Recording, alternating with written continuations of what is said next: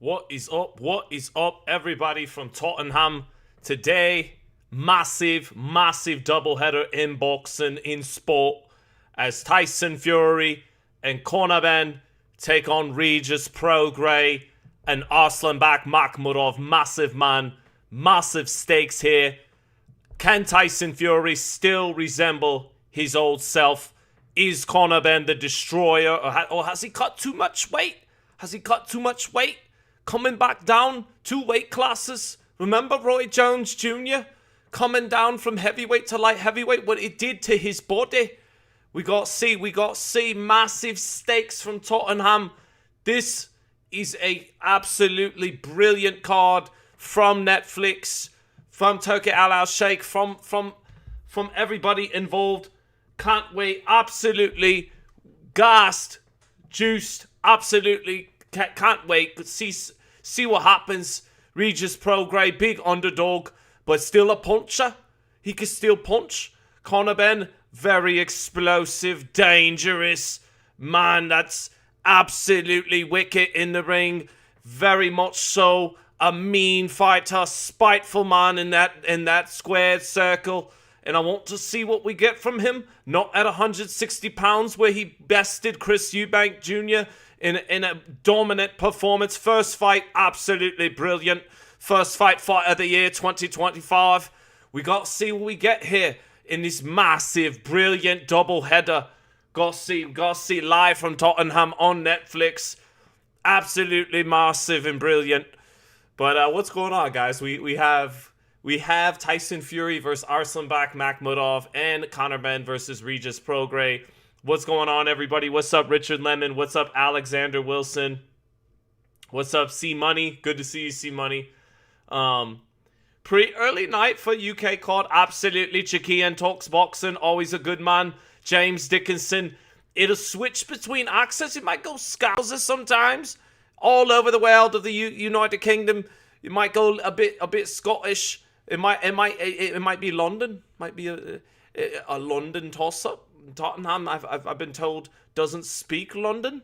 I don't know. I don't have all my accents completely perfect, mate. But what I'm going to do is use them very poorly throughout the night. Look, Regis Prograis, James Dickinson, still a puncher with the left hand. Perhaps not much left in the tank. Jojo Diaz, a smaller man. A man well past his best. Still able to hurt him multiple times, mate. But here's the thing. In boxing, here's the thing. Anything can happen. Anything can happen. So, anything can happen. But, yeah, what's up, everybody? What's up, Jarvani? Salute to you, too. Brother says salute, Sean Z. When is Regis Prograis start time? I think ring walks in are slated for about 10 minutes from now. So, they got the Hall of Famers, Andre Ward, Lennox Lewis, Layla Ali, all audition right now at the booth. But... Can you say a cacophony of noise? A cacophony of noise in Tottenham. Troll Beta 12. Excuse me, Troll Beta. A cacophony of noise. There you go. Here's the thing, Escovel. Here's the thing. Ilmatic saying Zittel, that's absolute rubbish. What you mean to say, mate, is it's absolute rubbish. Bollocks, mate. It's easy to be a wise guy and have an accent when you're in your basement. But would I talk like that if Carl Froch was right here? Would I talk like that if a real man was in front of me? I don't think so. I think I tucked my tail. I think I shot right up. But we're not. We're in the basement, aren't we? Isn't it? So, anyways. What's up, OG Tariq from Philly? Salute, brother. Let's get it. Smash the like button. We just got to have a little fun as we kill a little time for main event, the two main events tonight. But, yeah, Richard Lemon saying, I hope Benn is weight drained and makes it a fight. That is Regis Prograis' one real opportunity. I think Conor Benn is going to stop Regis Prograis. I like Regis Prograis. What's there really not to like about him? He's a very engaging, cool guy. And I think he gave us a great interview earlier in the week. Shout out to Raheem for getting him on the channel in that collab between me and Raheem. Regis has always been a down-to-earth, cool guy, and obviously a two-time champ. One-time interim, other time full-fledged WBC super lightweight champ. But I didn't like a sound like Josh Taylor. But I didn't hear good things coming out of the gym this week and last week in Vegas. Obviously, I'm not going to say from who, but multiple sources in the gym, people in the business, and the like, that have said they didn't see a prime Regis Prograis in the gym. Let's just say that. And I think Conor Benn looked drained getting down to the weight, but he still looked good. He still looked in really good shape. And Conor Benn looks like he's intense heading into this fight, whereas Regis is a little more lax. The sense I get from Regis is that this fight and this payday were too good to pass up, but it's not something that's set him on fire in terms of what he's getting in this fight. So I just see a veteran fighter coming off a fight with Jojo Diaz, who is well past his best, whose best days were as, at best, a lightweight, but really as a 130-pounder. And Prograis was getting hurt multiple times in Chicago last November against Jojo. And that's not a good sign for what he's going to be able to hold up to against Conor Benn, who isn't some kind of technical genius or master in there, but is a very explosive and mean fighter. Mean like his dad was, Nigel Benn. So I expect the youth, the explosiveness and athleticism and intensity of Conor Benn to overwhelm a very much, at this stage, I suspect, past his prime Regis Prograis. So a week ago with Wilder and Chisora, to cut to the point, to not belabor the point, to not beat around the bush, I talked about them with words like shot and washed. I mulled that over the last week. I go, all right, well, maybe I could be a little bit more respectful with the vocabulary and phrasing for men that I always respect stepping through the ropes. So for Prograis, we'll just say well past his best. We use synonyms such as that. And I suspect that's the version of Regis Prograis we're going to get. And I suspect Conor Benn to come out hot and be a little bit too much for Regis Prograis at this stage of their careers. So there you go. Trollbaiter says Conor is too twitchy for Regis. That's what I'm suspecting as well. C. Miller said, let's all take a minute to remember Sean Z absolutely destroying Dana at the Canelo Crawford presser. Tariq Reed said, let's go Rougarou. Conor Benn, get that blonde shit out of your hair, fam. Plus, it would be, well, it's funny what, I don't know. I think, I'll keep it to myself, what they've been saying about blonde hair in regards to boxing over the last month or two that I've seen around, but I can't even recall the source off top. So, but it was somewhere on the internet. That sounds real professional, right? Sly Tendency says, what's up, Sean? Thank you for standing up for boxing, sticking with Dana White. Steak versus eggs. So the basement is epic. Yes, it is. Trollbaiter. Has Regis fought yet? No, Regis has not fought yet, but he is coming to the ring now. The Rougarou, the former WBC super lightweight champion, again coming off a fight at 142 pounds where he was hurt multiple times by a former super featherweight champion, Jojo Diaz, who's I believe on a losing streak right now. So the odds not looking good for Regis Prograis, but he does have a left hand. He does have power. But yeah, there was as much as rumors of Regis being injured heading into this fight. He told me it was all bullshit. Told me and my man Radio Raheem, nonsense. If anything, spread by Eddie Hearn. But here he is coming to the ring. And I suspect that Conor Benn's twitchiness and athleticism is going to be too much for Regis Prograis these days. So here we go. I thought Regis was coming in with the encore Jay-Z. Is he? Let me the volume a touch. Can't hear it. I'm not going to risk copyright. But what's up, Maria C? Oh, thank you, Maria, for joining the chat. Got my son at the playing a baseball game right now. I actually still have to head to the Cosmo tonight for what was supposed to be Brandon Adams against Kahim Agyarko, but that fight got canceled. So now there's a female fight headlining, and there's some good prospects on that card like Dylan Capatillo and Julian Montalvo. So after this, I'll be getting ready to head to a fight tonight in Vegas, but had to check in with you guys first. And the Rougarou, Regis Prograis, is in the ring now. Got that Rougarou mask on, New Orleans finest. And, let's see what the vet's got, what the former world champion still has. I'm suspecting, again, he's got Coach K. Karoma in his corner, who I know they get a lot of work in at Knuckleheads Boxing. I was just there this week talking to Bruce Carrington, checking out pros like Omar Juarez and his brother Sebastian Juarez spar and train, watching Vlad Panin, who was on that Zuffa card recently, sparring guys like DJ Zamora and Erdenbot, the guy with the Ryan Garcia body shot controversy, seeing him get some work in. So I was just in that gym this week, last week now since it's Sunday. Or no, it is Saturday, this week.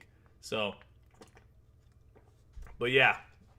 The stats for Regis Prograis: 30 wins, 3 losses, 24 knockouts. Netflix showing 5 world title fights.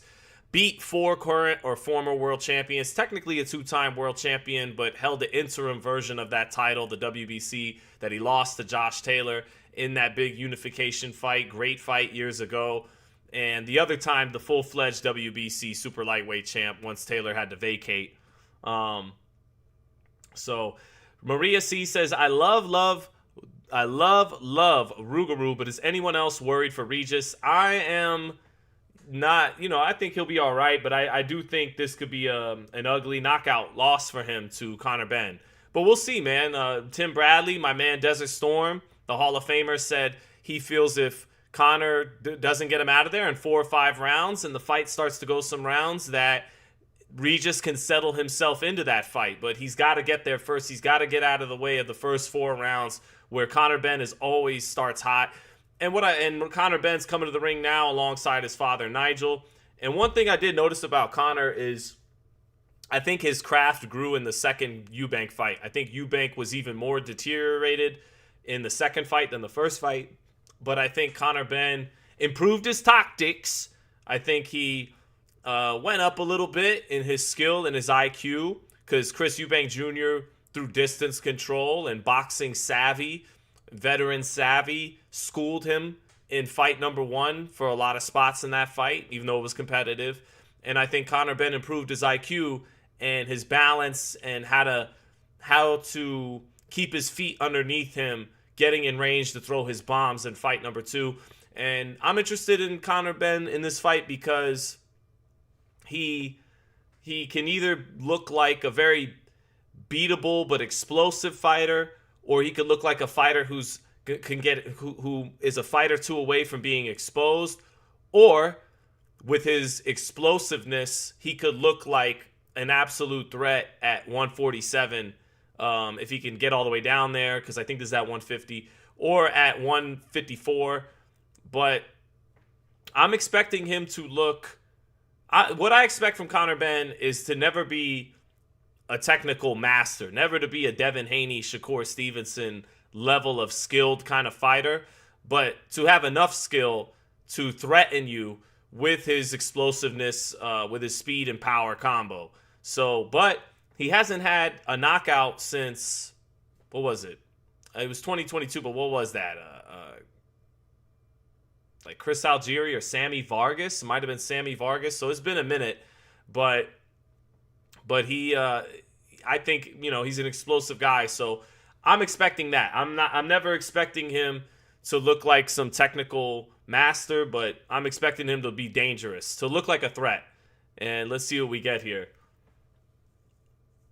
He's coming in with his scowl. He's got a good sweat worked up, whereas Regis Prograis, you can't see what he looks like through the mask, but him getting wrapped up in the dressing room, just kind of a flat aura from him, like a veteran who is kind of going through the motions, putting in the work. Regis is a gym rat. Like he likes to stay in the gym, but there's a difference between being in the gym, getting some work in, staying in shape, and really dialing up the intensity of a training camp for a big assignment. And I suspect that's more Conor Benn doing that kind of thing than Regis Prograis. So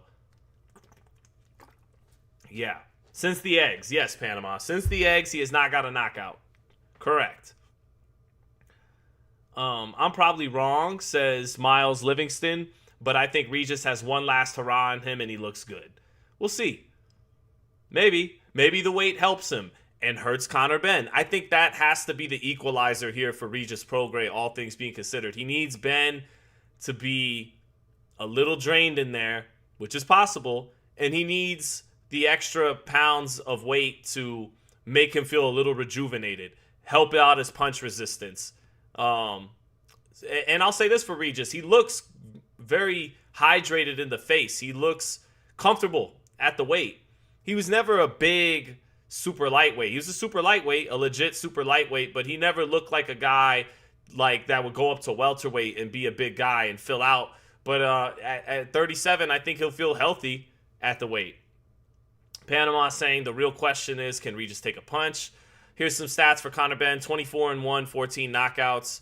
Number one with the WBC. I asked Mauricio Suleiman about that last December. He didn't really provide a logical answer to it. There is no real logic behind it other than 3% of Conor Benn is worth more than most welterweights. So there you go.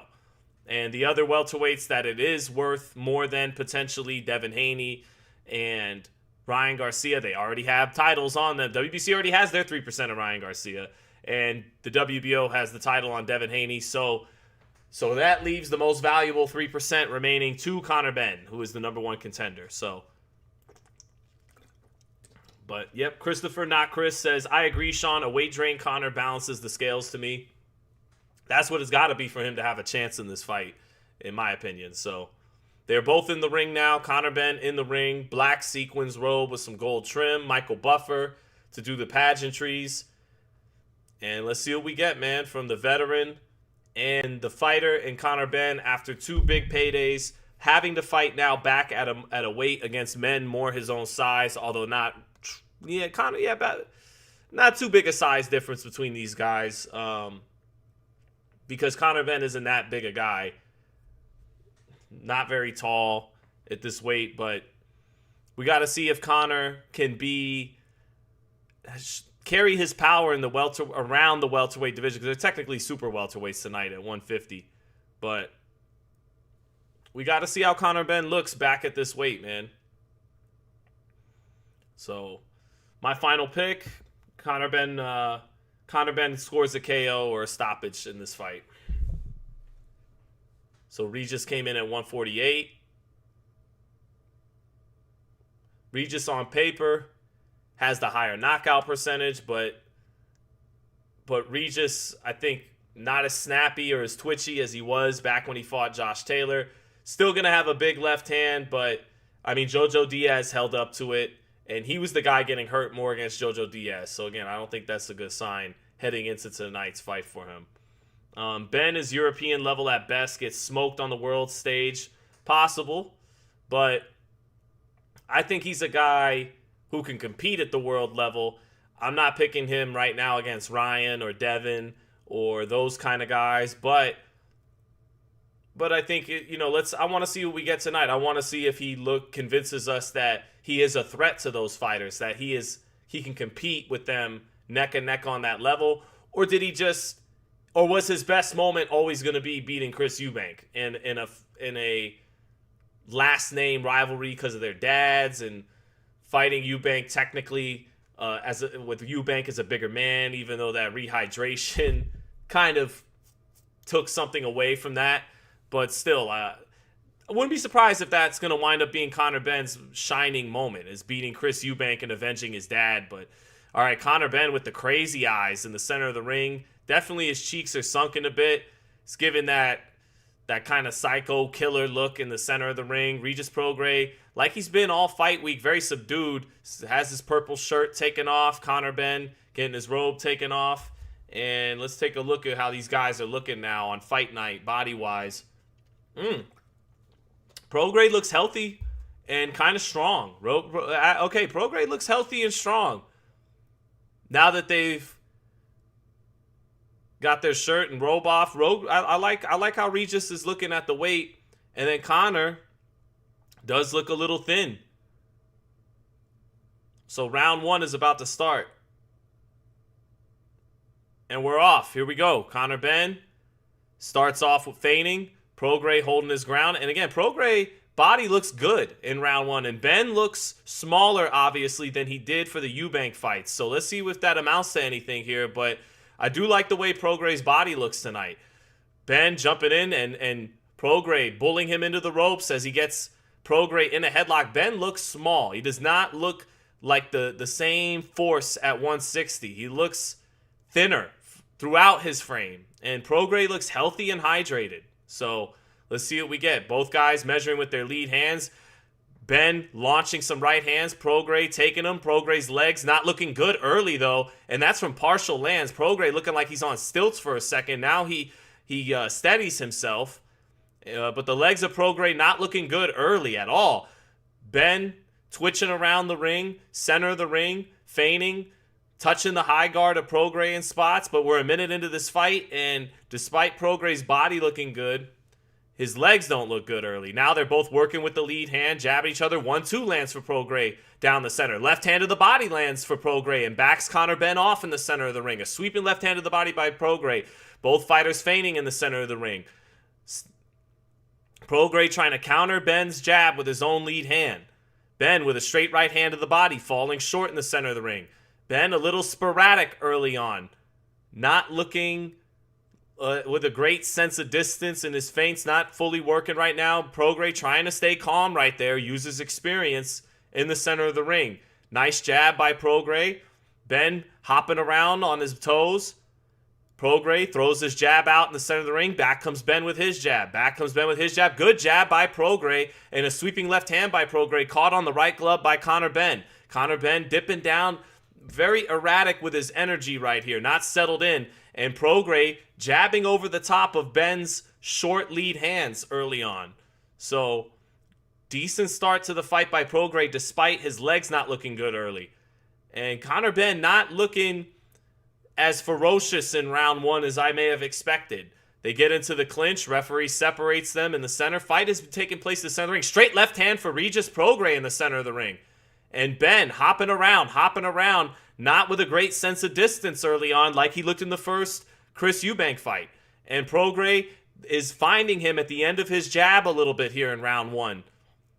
And Benn goes to a knee all over the place with his balance. Shoots a 1-2. Prograis doesn't like that. Prograis has to tie Conor Benn up after a 1-2 gets through his high guard. Again, Prograis' legs not reacting to anything that even partially lands. Really, neither guy looking great in round one. A lot of sporadic, erratic energy from both fighters. Straight right hand by Conor Benn near the end of the bell. Another 1-2. Regis' legs look terrible at the end of the round. His legs look shot. That's a 1-2 at the end of the bell by Conor Benn that made Regis' legs almost go out on him. Anytime Regis got touched with anything, didn't even have to be clean. His legs aren't reacting well, but he did land some shots on Conor Benn, who didn't look that good himself, who looks thin at this weight, who's kind of erratic with his energy, not really having a great technical acumen in round one. So there you have it for round one, but Regis' legs look awful. 10-9 Conor Benn. And Regis may have been on his way to winning that round until a couple of right hands just absolutely shook him up. But there's a sweeping left hand by Prograis to the body, as noted. 1-2 by Conor Benn right at the end of the bell that just made Regis' legs look terrible. So here we go, round two, and Regis, he has the legs of a shot fighter. Benn measuring with his jab to start the round. If he can land some clean right hands, he will look to get Prograis out of there. But remember, Prograis was on stilts multiple times against Jojo Diaz early and then was able to settle down. But Prograis' legs just look bad. Maybe that injury rumor, maybe there is something going on with his knees or something. But left hand low by Prograis, but nice sweeping left hand. The referee doesn't call anything. Prograis getting underneath the straight right hand and ties Conor Benn up in the center of the ring. Benn jumping up, keeping his high guard going. Prograis trying to move his head side to side behind a jab. Now Benn comes back with his jab. Whole fight in the center of the ring so far tonight. Benn jabbing over the top of Prograis' measuring lead hand. Prograis misses a 1-2. Benn stepping over to his left, hits him with a jab. Benn has got to make the most of his foot speed and jump in with some shots. Be Conor Benn.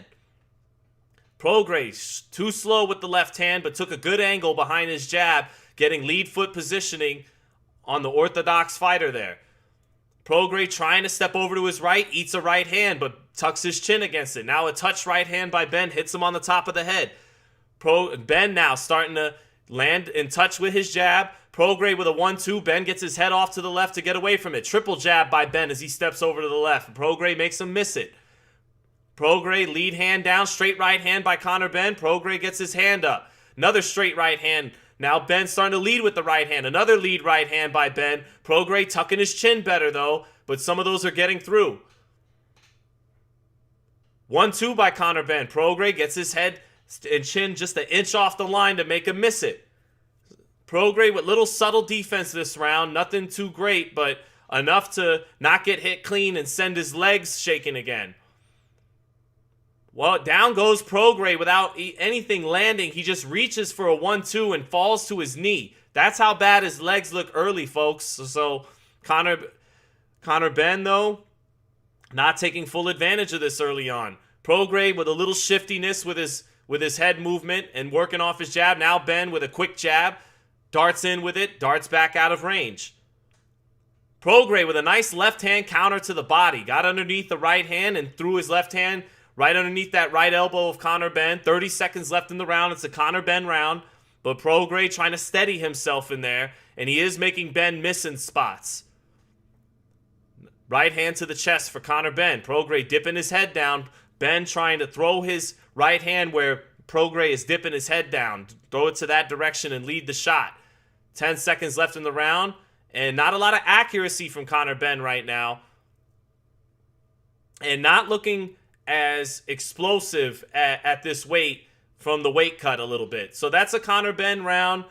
Just more life to his legs, fresh legs, a little bit quicker with his lead hand, but not that accurate with the right hand. Prograis getting low, giving just enough, just little inches of movement, getting his chin out of the way of a few shots, keeping his chin a little lower now, and not letting Conor Benn really nail him with the right hand like he did at the end of round one. But it's 20-18 Conor Benn, and the fight is taking place in the center of the ring. Prograis is trying to be a veteran and be savvy, give a couple of angles. He did land a good left hand to the body that round underneath the right hand of Conor Benn, slipped it a little bit, but Benn with his youth just a step ahead a little bit early on, 20-18. But Regis's legs, I mean, he went down to a knee without even getting hit. He just reached for a shot. Someone said, I would thoroughly enjoy watching Shakur make Benn silly. That he would do. He would make him look very silly. So round 3 starts, and a left hand for Prograis, and then a left hand to the body with Conor Benn jumping in. Conor Benn without an effective jab and not fully committing to his bombs like we're used to seeing him do.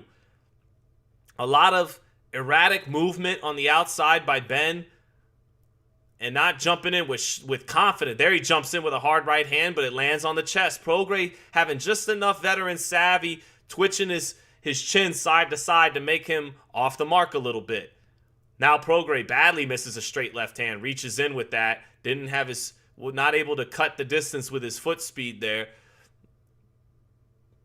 Benn short with the jab, 1-2 by Benn. Prograis shakes his head no as he gets his gloves up to catch it somewhat. Now a jab lands for Benn. Prograis probing with his lead hand in the center of the ring. Prograis, a little bit of decent head movement, making Benn miss some of these right hands. Prograis pecking away with his jab in the center of the ring, trying to set up his left hand, hopefully to catch Conor jumping in because he doesn't have the speed to lead and land that left hand at distance right now. He's going to have to set a trap against Conor Benn. And I think Benn is weary a little bit of the left hand. He isn't going all out, getting reckless in there like he would like to at times. Prograis falling short with some heavy left hands, but moving his head around, shaking his head no, making Conor Benn miss the jab. Benn moving his upper body around, doing some foot feints, some stutter steps, threatening to jump in, but not fully jumping in right now. Doubling up his jab. Straight right hand for Conor Benn, not accurate. Now he goes back to his jab, but it's not an authoritative jab, but it is enough to have him ahead in this round. Prograis tries to sneak in a straight left hand there. A little short with it, but it did find the chin and graze Conor Benn a little bit. Benn on the outside lands his jab, steps over to his left, falls short with his jab. Prograis trying to commit to a heavy jab, too heavy on his front foot, misses, but Prograis takes a step back and makes Benn whiff on a straight right hand, shakes his head no. Prograis, like in the Diaz fight, still looking old, but showing some veteran savvy, still showing a little bit of reflexes with the head movement, making Benn fall short with the right hand, twitching his chin around side to side a little bit, and it really is head movement. He's not moving the waist a whole lot. It's literally just enough. The head getting off the line by inches or pulling back by an inch or two to make Benn only graze with a jab or miss a shot. There's a right hand by Benn and a hard left uppercut to the body. Prograis says, come on. Prograis not getting anything done offensively this round. Conor Benn hopping around to his left, feigning with his left, steps over to his right. Straight right hand by Conor Benn. That was with better conviction. Straight right hand by Conor Benn. Prograis with the gloves up. Now Benn jumps in with some real bad intentions, and Prograis becoming more, Benn figuring out a little bit and jumping in with the right hand with a little bit more conviction and snap and torque down the stretch of the last 30 seconds of that third round. 30-27 Conor Benn. And I think, Prograis' best bet is to kind of have a trap for that left hand. When he tries to reach with the left hand on the lead, it's a little too slow. His feet can't close that gap. And he's short with the shot and can leave himself in a vulnerable position doing that.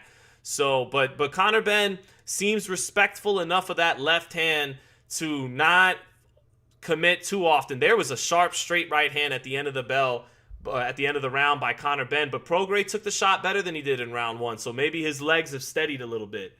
So cool. We got 250 people in the chat. That's what's up. Tell your brother, tell your friends, send a telegram. Get more people in here. But hit the like if you guys haven't already, and we're into round 4 now.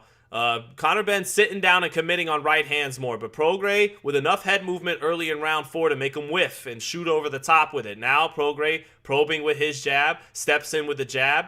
Straight left hand by Prograis. There it is. He brought his feet underneath him behind a jab, and that was able for him to close the gap a little bit and find a left hand. So let's see if he can continue with that. Good jab by Conor Benn. Doubles it up. Makes Prograis have to step out of range. Now Prograis again sticking the left hand to the body. Another straight left hand to the body by Prograis. That second one not as effective, but at least making Benn have to think about that. Prograis gets his head underneath, slips the right hand, but eats a little bit of a left hand on the top of his head after that. Benn backing up. Good left hook by Conor Benn, punching in combination that time, taking advantage of Prograis, getting a little bit more bold behind his jab and taking a few more forward steps. Now a nice lead jab lands by Prograis. Prograis with the heavier jab, not the faster jab, but Prograis, he is more front foot heavy when he throws his jab. So his jab has a little bit more on it, but it does leave him a little bit more vulnerable. And Benn has found him with 2 left hooks this round, taking advantage of Prograis coming forward. There's a quick right hand by Conor Benn, but Prograis is trying to embolden himself and come forward a little bit more. Straight right hand by Conor Benn. Prograis dips down. Double jab by Prograis. Straight left hand by Prograis, but Benn backing out of range to take something off of it. Prograis wants to start coming forward and imposing himself a little bit more. That'll be dangerous for the veteran a little bit, given his punch resistance these days. Now he takes a step out, takes a step in, takes a step out, takes a step back in. Benn, respectful of the power tonight. Big left hook by Benn. Prograis shakes his head no because he rolled some of the seam off of it. What Benn is doing this round now is throwing the left hook behind that right hand because Prograis is consistently making him miss the right hand, even though he's eating some tonight. But a lot of them are a little bit off the mark, so Benn is wisely bringing the left hand behind that right hand.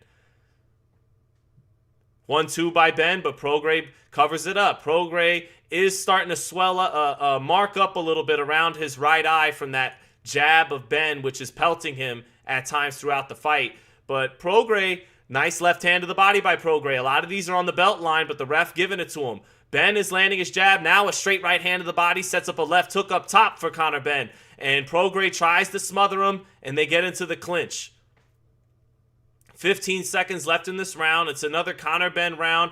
His quickness and youth, just able to get off first, on Prograis, who's just a little too slow, a little too old here. But you do see the veteran trying to just work his way into this fight. See if he can start to go. He tried to go downhill there a little bit. Regis's feet aren't that fast. But he did try to plod forward at times. And he has cut Conor Benn around the right eye. So I don't know if that's from a headbutt or from a punch, but Benn does have a little bit of blood going on his right eye. And for people saying in the chat, like Ev Zadi, good to see you, brother, saying that Conor sucks, I will say this. I got it 40-36 Conor Benn. This isn't impressive by Conor Benn. This was supposed to be him able to blow out a faded veteran fighting above a weight he's ever fought at, and he hasn't done that yet. The knockout may still come, but Prograis doesn't seem impressed in there. He doesn't seem that respectful of Conor Benn. It looks like it was a headbutt. Prograis getting underneath the right hand, coming up, and yeah, it's a headbutt. There was a clash of heads that caused that cut on Conor Benn. But Conor Benn doesn't look that menacing in there, that confident. He actually looks very respectful of the veteran's power. But now Conor Benn opens up with an explosive combination to start. He did land a triple jab to start this fifth round, but Prograis says, come on, after he catches a lot of that combination on the gloves. Back comes Benn now, 30 seconds into it with another combination, but these punches, they're not bothering Prograis right now. Prograis is giving the body language of, you can't really punch. Now, given how Prograis' legs are these days, he can still get caught and knocked out at any moment, it feels like. But he doesn't seem that respectful and that impressed by Conor Benn, despite Benn being up early 4-zip. So a minute into this round, Conor did let off a few rounds. I mean combinations by that, but not that effective with it. And Regis smothers him again. Another headbutt again. Regis trying to make it ugly. Conor Benn punching with a free hand in the clinch with the right hand of the body. Prograis not showing a lot of respect for Benn here in round 5, but Benn getting off first, getting off with much quicker hands at this point in the fight. Good right hand of the body by Conor Benn. Regis taps his belly and says, come on. Prograis just too slow right now to exchange with Conor Benn. Too slow with his feet and his hand speed for the younger, quicker man. Benn staying in the center of the ring. Good head movement by Prograis, making him miss a right hand and a left hook. Doubles up the right hand, does Benn to the body and to the head, sweeps it, and that right hand gets into the head. Prograis ties him up. Referee separates him. Minute 15 left in the round. Another Conor Benn round. Just getting off first, a little too quick in the center of the ring for Regis Prograis, but not very, very accurate. Now there's a nice right uppercut for Conor Benn. Good left hook to the body off a pivot in the center of the ring by Conor Benn. But his punch placement hasn't been great tonight by Conor Benn. There's a 1-2 by Conor Benn. Regis says, come on.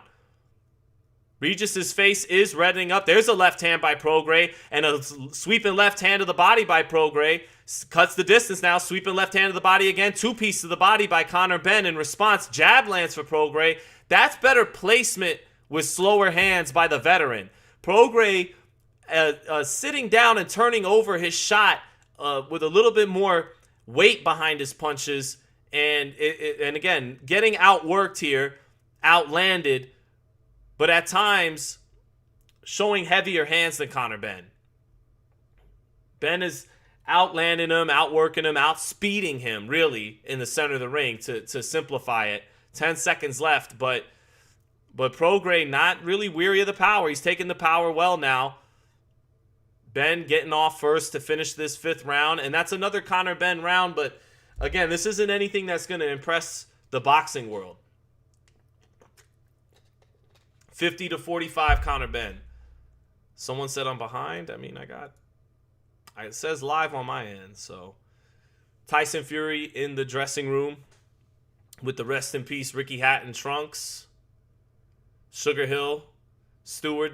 Fury looking soft around the midsection. Nothing new, but not looking like, the guy. He looks like Tyson Fury. He's looked like this a lot of fights. We'll see what we get from him.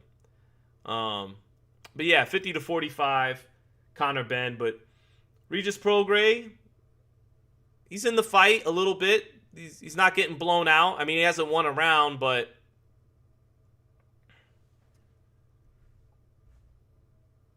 Am I really behind? We're about to start the 6th round right now.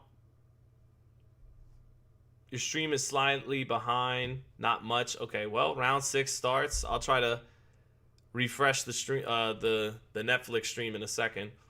But we're at 2:48 in the 6th, and here we go. Left hook to the body by Conor Benn. That was a good left hook to the body. Another left hook to the body. Regis touching him with a short left hand inside, but Benn trying to rip the body early in the 6th round. Get physical with Regis. Both guys jousting with their heads in the clinch, getting a little dirty with their heads in the clinch. But, yeah, Benn trying to come out and rip the body a little bit early on. Now Regis stepping over to his right, trying to get lead foot positioning behind his jab. Benn twitching, feinting with his upper body, shoots a jab. Prograis trying to dip to his left a little bit, set up a look, set up an angle for his left hand. But Benn, nice right hand to the body by Conor Benn, and a right uppercut off that nice right hand to the body. But Benn, not happy with the headbutt, looks at the ref and then touches Prograis with a jab. But that body work is helping. Oh, there's a left hook for Conor Benn. Prograis shakes his head no, but Benn ripped the left hook behind his right hand.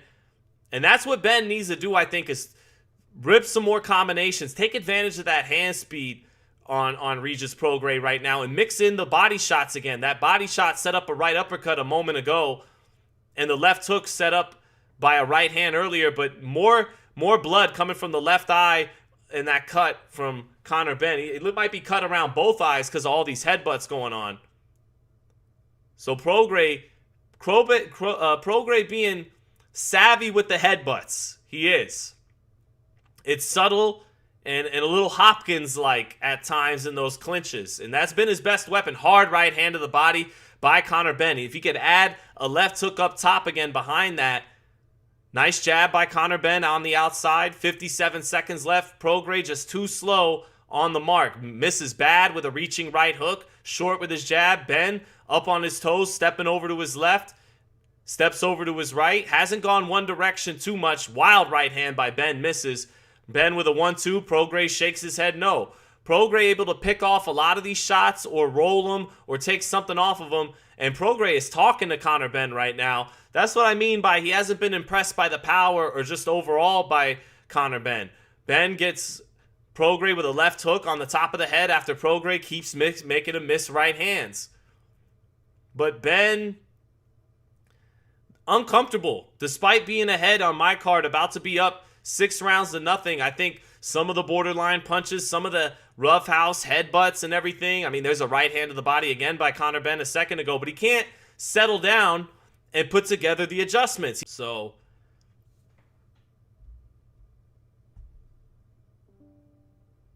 yeah, but almost 300 people in here. Y'all make it seem like Benn hasn't missed. Yeah, he's missing a lot. I mean, he's missing a lot. Don't get me wrong. He's missing a lot, but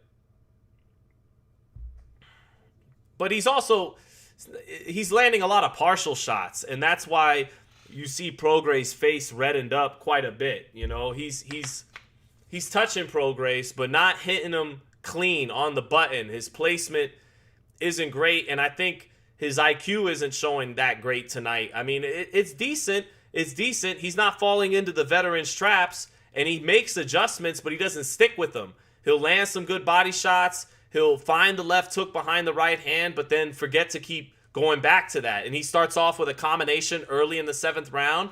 In the first 20 seconds, good straight left hand by Regis Prograis after having to weather a number of combinations by Conor Benn first. But now a good right hand to the body by Conor Benn on the inside. Back comes Prograis to the body. Conor Benn with another right hand to the body on the inside. They joust a little bit in the clinch. Prograis countered on the inside by a sweeping short right hand as he tried to throw 2 body shots on the inside. Benn is making some adjustments. There's a good double right hand to the body by Conor Benn, shortening up his punches on the inside now. And sweeping that right hand again, but back comes Prograis to the body. And these are all kind of borderline body shots by Prograis, but the ref letting him get that tonight. But Conor Benn has shortened up his punches early in the first half of this 7th round, and he's had some good success doing that in this round.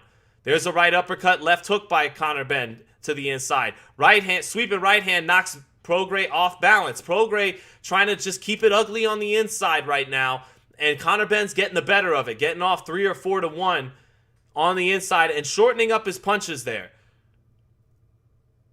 Straight right hand, left hook, right hand, right uppercut. Again, getting off 4 to 1. 2 body shots by Conor Benn, and now Prograis has to take a deep breath. That pace got to him a little bit, and those body shots getting to him.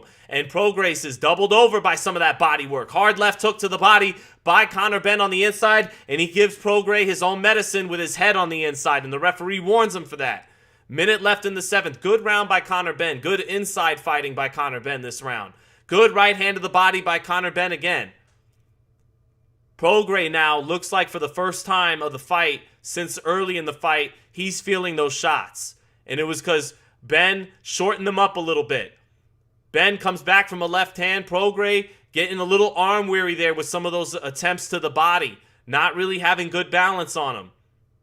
Hard right hand to the body by Conor Benn. And those are the adjustments we asked for about a round or two ago. Get to that body more often. This is better by Conor Benn. Benn settling down in there now, keeping his feet underneath him. Hard right hand to the body by Conor Benn. Left hook to the body by Conor Benn. Doing it at range, too. Stepped in with those body shots from a good mid-range distance. Straight right hand, left hook, both miss. So he goes back downstairs with the straight right hand. Good stuff by Conor Benn in the 7th round.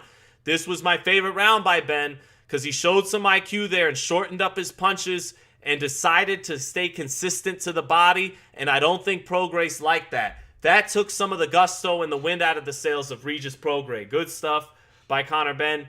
70 to 36, 70 to 63, Conor Benn.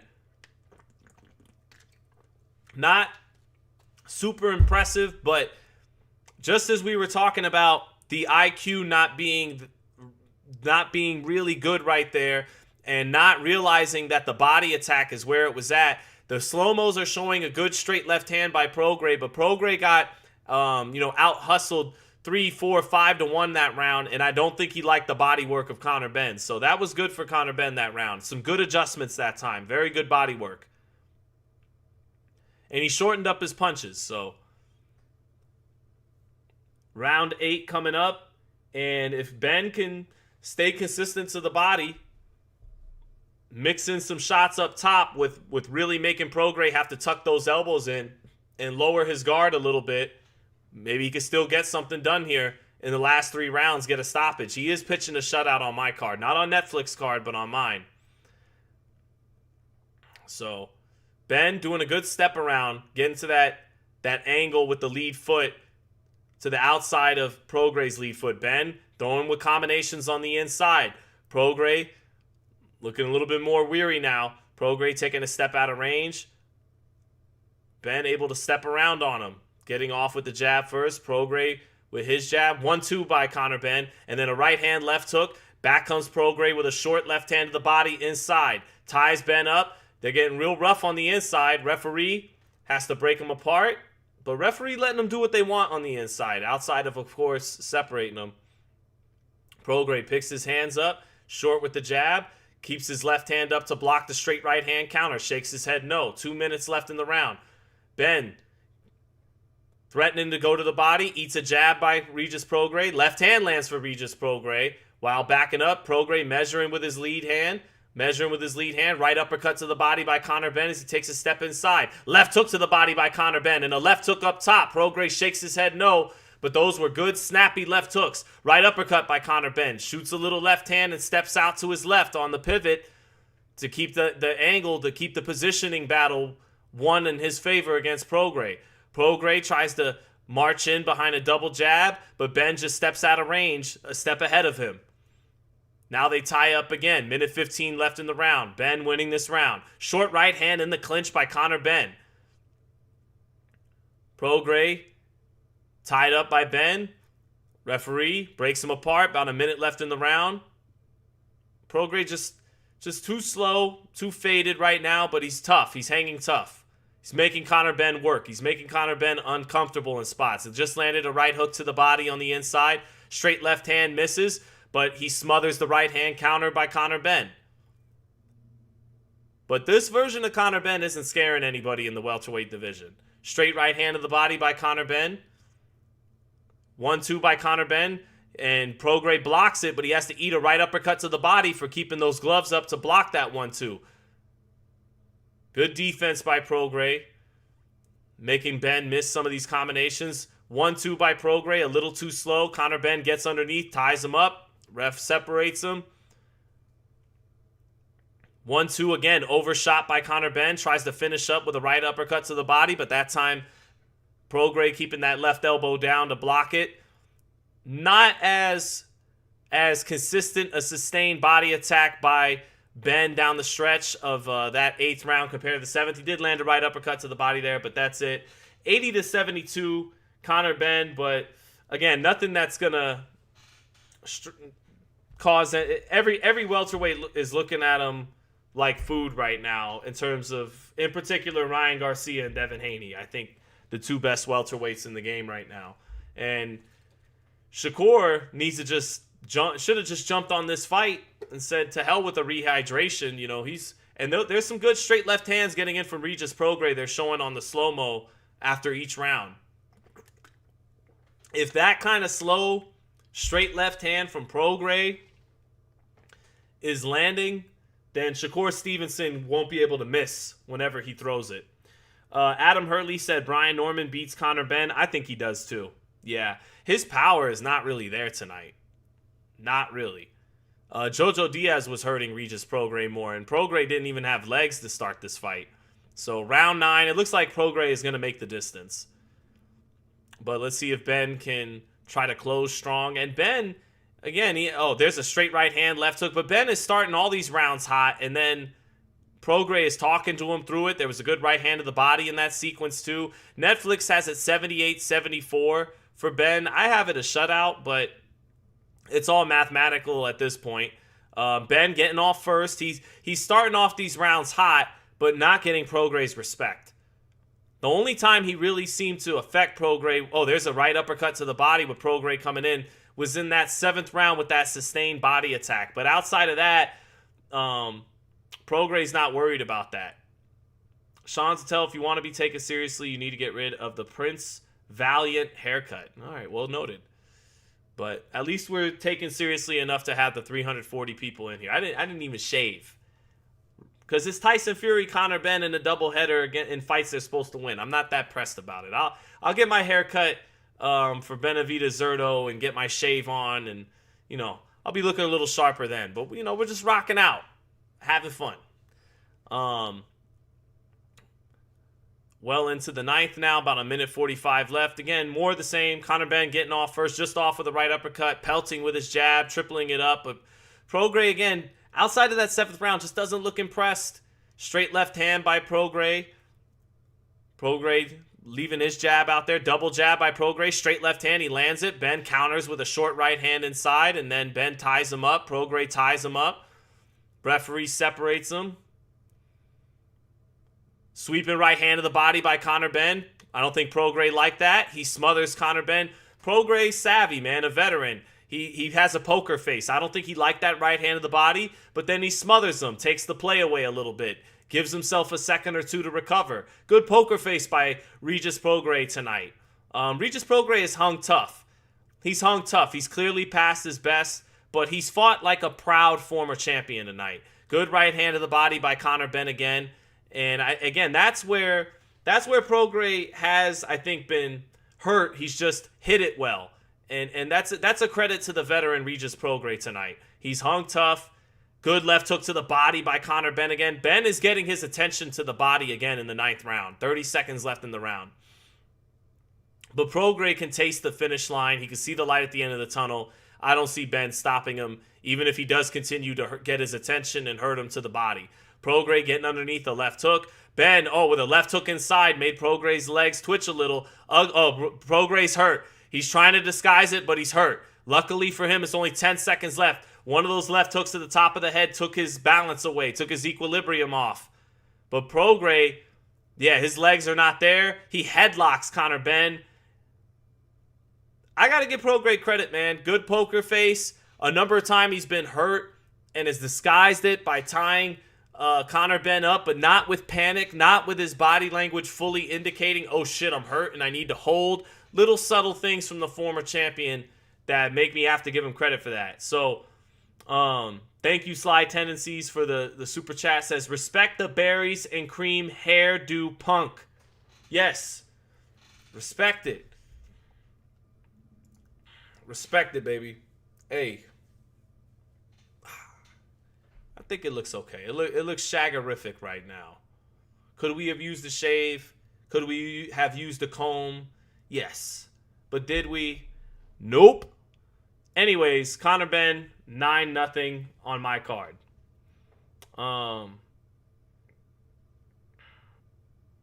At least my girl thinks I look good. That's all that matters, right?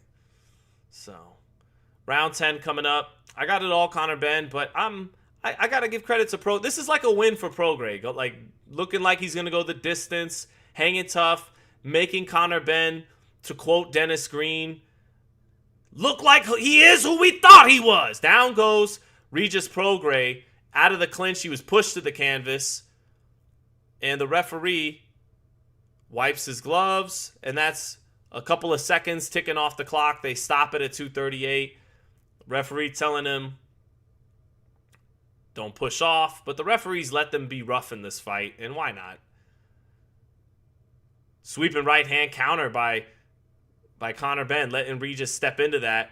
But Regis has been defensively responsible enough. Dips underneath the right hand, steps out, gives a little angle out to his right. Even when he's slower and Conor Benn gets to that outside angle quicker, he still pivots out with him and stays defensively responsible enough. There's a nice straight left hand by Prograis off a jab.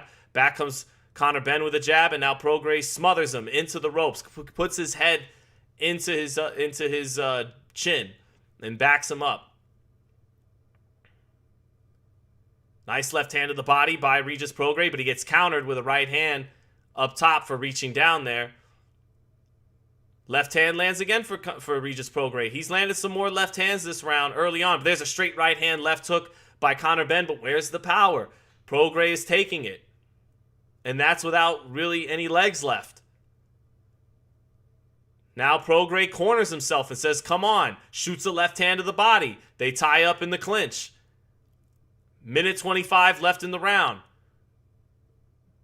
Benn uncomfortable with the blood on both sides of his eyes from all these headbutts. Straight right hand by Conor Benn, blocked. Regis shakes his head no. Benn steps out to his left, lands his jab. Prograis still trying to find a big left hand. He just doesn't have the speed, the snap to really make it count. Minute left in the fight. Prograis falling over himself with a heavy lead foot jab. Triple jab by Conor Benn. Stepping over to his left nicely there. Right hand to the body by Conor Benn. Prograis with a couple of clubbing left hands off the mark on the inside after Benn stepped in with that right hand. And that's Benn not able to land that straight right hand and then keep his distance after it. Big left hand by Prograis. Benn ducks underneath it, ties him up. 30 seconds left in the fight. Really a C-plus performance by Conor Benn tonight. A C performance. 1-2 by Conor Benn. Caught on the gloves. Prograis shakes his head in his gloves to say nope. 20 seconds left. Short chopping right hand by Conor Benn. Steps out of range. Uses his jab. Straight right hand falls short for Conor Benn. Throws a left hook behind it. Touches Prograis with it. Prograis, little ugly left hands in the clinch to end this fight. Referee separates them. And that's all, y'all. That'll do it. 100-90. I thought it was a shutout for Conor Benn. They come together, respect each other. It was a rough, ugly fight in spots, and I'm almost tempted to give more credit. Here's why, despite losing a 10-0 fight, someone like me is more tempted to give credit to Prograis, is because at this stage in his career, at this weight, the way he's been looking, he actually accomplished what he was supposed to do tonight. Like, the realistic best case scenario for Regis Prograis was more closely or actually realized than what the real best case scenario for Conor Benn was supposed to be. Best case scenario, ideal scenario for Conor Benn tonight, of course, the ideal scenario for Prograis too is always a win. But realistically, for Benn was a spectacular knockout.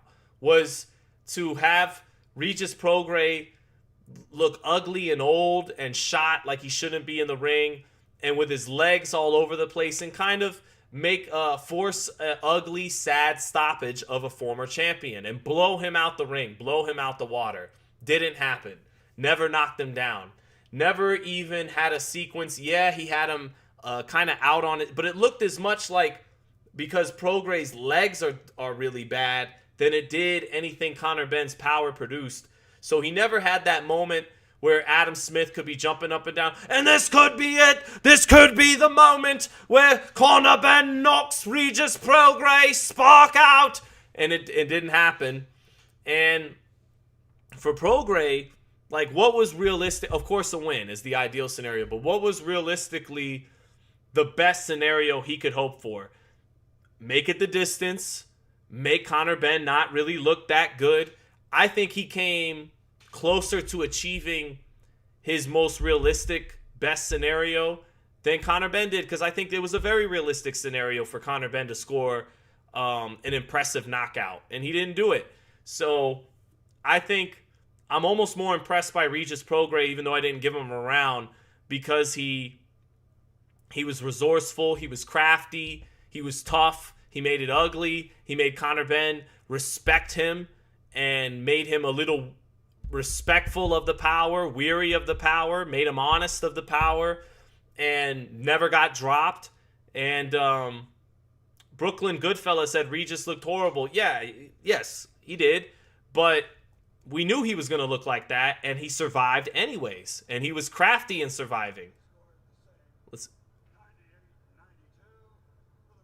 So the judges have it 98-92 for Conor Benn. They had it 8-2. I'm okay with those cards. It could have been 8-2. I think that's what Netflix had it too.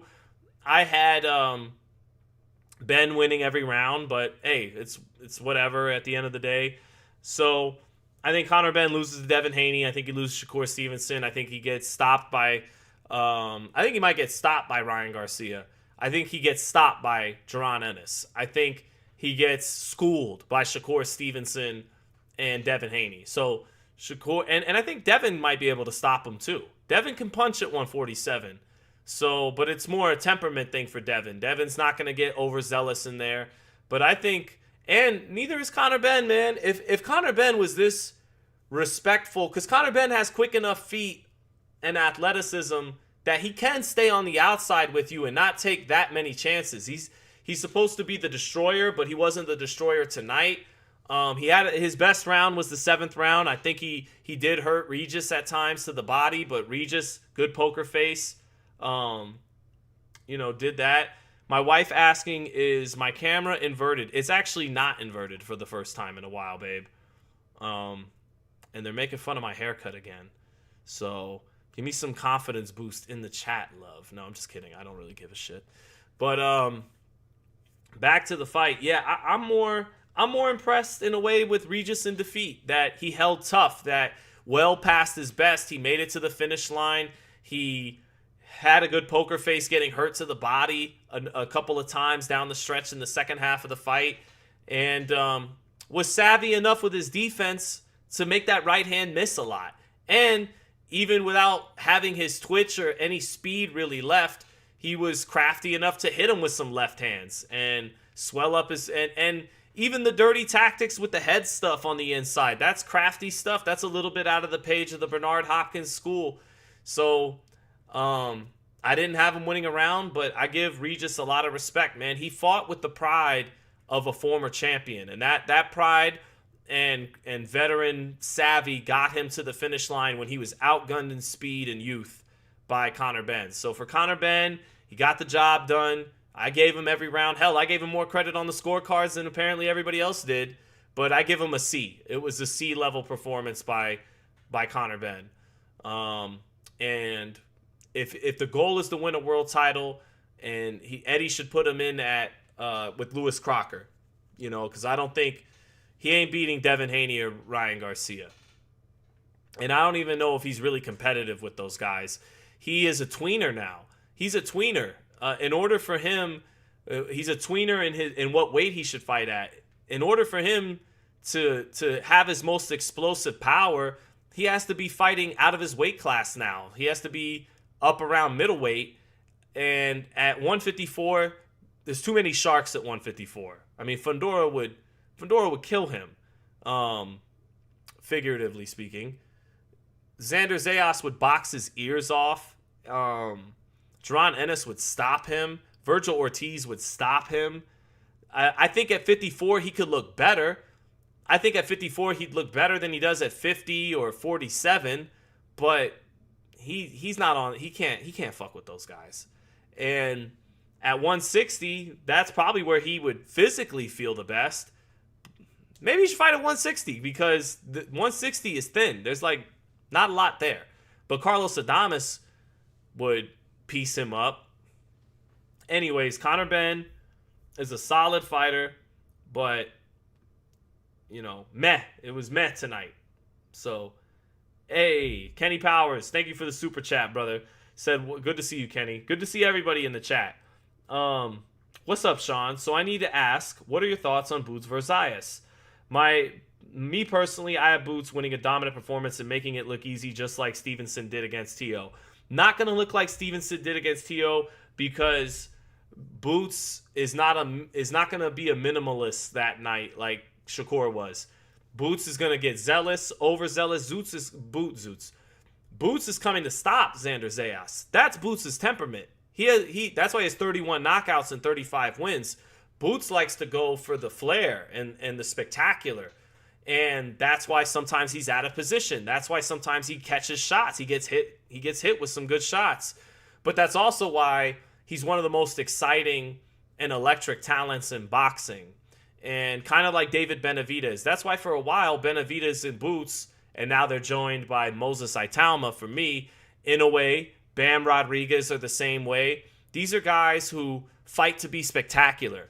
And actually, off top, those might be your 5 most entertaining elite level fighters in the game. Fundora is exciting too, but and Fundora is getting there. But I think in terms of guys who flash that elite level hand speed and elite level talent, but are also almost never in a bad fight. The Jukajan fight, the first Jukajan fight was not good, but that was because of Boots' limitation and cutting off the ring. And because Karan Jukajan came to survive. Second fight was solid.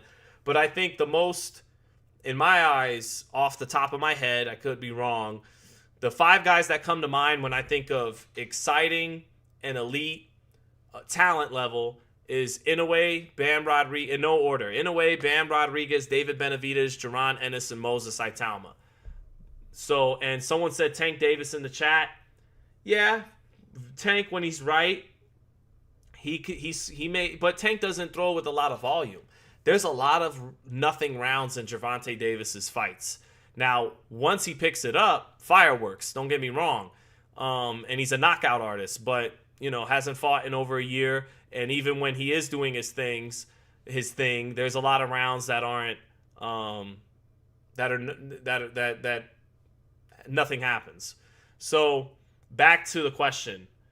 I got Ennis. So here's my early pick. I got Ennis winning that fight 116-111, 8-4 with a knockdown.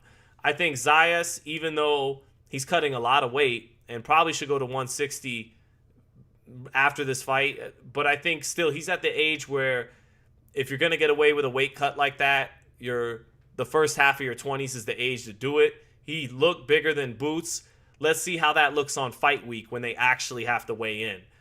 That size advantage he did have earlier this week is going to be reduced, and if not disappear. But I think Zayas is coming in with a lot of confidence and pride, and he'll have a lot of his people there. I don't think he'll get stopped. But I do think at some point, Jaron Ennis's hand speed, power, creativity is going to overwhelm him in at least one spot and create a knockdown. I think Zayas will get up, steady himself from that fight. I think he'll hold his own. He'll have some good rounds because Ennis is so talented and has so many tools, but has some flaws too to his game. That's why he gets caught sometimes. There's a chance Ennis dials it up another notch and rises to the occasion of a big time fight like that, and he just shows out and makes an absolute statement. But I'm expecting a spirited fight. I'm expecting Zayas, maybe even 117, 110, but I'm expecting Zayas to take some rounds, but to end to get dropped at some point. For there to be a moment that it's a little bit too much, everything Ennis brings to the table. But I'm expecting 116, 111, Jaron Ennis. But here we come. Here comes Arslanbek Makhmudov coming to the ring now. It's main event time. Let's get it in. And Makhmudov, hey man, anything's possible in this fight. I felt heading into this fight that that if there's going to be an upset, it's going to be this fight. It wasn't going to be the Conor Benn fight. Regis was just too far past it. Makhmudov is not past it like Regis Prograis. Makhmudov stands straight up. He doesn't move his head. He's been stopped twice against much lesser fighters, but he is strong and hungry and just as big as Tyson Fury, and he's fresh. Even though he's been stopped twice, he's still fresh. And I think, he's going to take his shot in this fight, and he has power. So I think that Makhmudov has a chance in this fight. 21-2, 19 knockouts, 13 first-round knockouts. You put a gun to my head, I'm going to pick Fury, but I'm going to be a little bit nervous with the gun to my head. Whereas Conor Benn, Regis Prograis, I'm still going to be nervous because there's literally a gun to my head in this hypothetical scenario, but a lot less nervous than Makhmudov. So I got Charles N says strong like bull. Panama says he wrestles bears, Sean. So yeah, I think Makhmudov has a shot, man, because I think underneath the hood is a I think you gotta what Usyk was able to successfully do with his pace was get Fury there, and by there I mean to where you got to go to the well and get some water out of that well. And the question is, can Makhmudov get there? Can he make it a smothering, ugly fight on the inside? Can he walk through Fury's punches? Can he do what Francis Ngannou and Alexander Usyk did, and that's make it two-way action, make it a fight, not let Fury be the dictator in there and the boss with his feints and his quick hands and controlling the center of the ring and being the ring general? Can he make Fury have to get into two-way action, make it a fight? And that's where I think Fury is light in the tank these days. But Makhmudov, again, who stands straight up and doesn't move his head, can he get out of the, can he make it happen there? And I think for Makhmudov, it's going to have to be, he's going to have to surprise Fury a little bit on defense, not like Regis Prograis just did. Regis Prograis, it wasn't a whole lot of exaggerated movements with the waist, all kinds of sexy slipping shots and head movements, but just a little subtle, an inch or two to the left, an inch or two to the right, just a little something to make Fury not land on the money, on the button as often as he thinks he'll be able to. And on the inside is going to be key for Makhmudov, where Fury's always the bigger, heavier man. He's not going to be that tonight. And can Makhmudov work on the inside a little bit? He's a little sloppy on the inside. Fury should be able to hit him with some uppercuts on the inside. Fury has a good uppercut on the inside, but let's see. And I do think Makhmudov's right hand could be a problem for Tyson Fury. But again, I would have to wager that Fury would win this fight. But at this Fury acknowledged it himself this week, and he's coming to the ring now with the Ricky Hatton robe. How much does he have left? He just saw Wilder and Chisora look way past it, look shot. Is he right behind them? He's years younger than them, but he's been in a lot of tough fights too, so we'll see. But here comes Tyson Fury. Netflix is obviously setting up this Fury-Joshua fight. He's got the Ricky Hatton. He's probably coming out to Blue Moon. I got the audio muted, but Barry Lilly saying Makhmudov, slow hands, slow feet, no head movement. Can't see any success story here. Fair enough. I agree. But still, we'll see. I think he's got, some power. And it's just more, it's not about Makhmudov. It's about Fury. But Fury looks up for this. Looks like he's happy to be back in the spotlight. He's got a good sweat worked up. He's taking in the crowd. Oh, he's coming out to Evanescence. Thank you, Maria.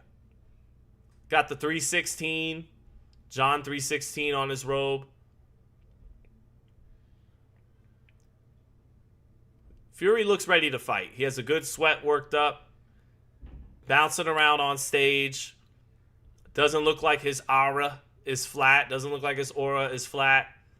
And he looks good. Got good energy to him coming to the ring. Good game face. I like what I see from Fury coming to the ring. So maybe he'll jab Makhmudov's head off. Makhmudov, like Barry said in the chat, doesn't move his head. Stands straight up. Is a stiff heavyweight. So he was picked to get beat up here. Makhmudov, I don't like that Makhmudov. Fury gets in the ring, and first thing Makhmudov does is dap him up. Gives him a touch of the gloves. I don't like that. You're supposed to... This is your moment, man. You're supposed to be ready to take the moment away from Tyson Fury. And instead, maybe this winds up looking like Tom Schwartz. The last time Fury was joking around and blowing kisses to another European heavyweight and all that kind of stuff, it was against Tom Schwartz, who he stopped in 2 rounds. Whereas he didn't do that with Usyk. He knew Usyk wasn't the one to play around with like that. He played around with Makhmudov like that. As soon as he gets in the ring, Makhmudov touches gloves with him. And I kind of don't like that from Makhmudov. That's, hey, I'm here to comply. It's your show. So to do armchair psychology. So a couple of Netflix commercials. And we'll see what's going on here.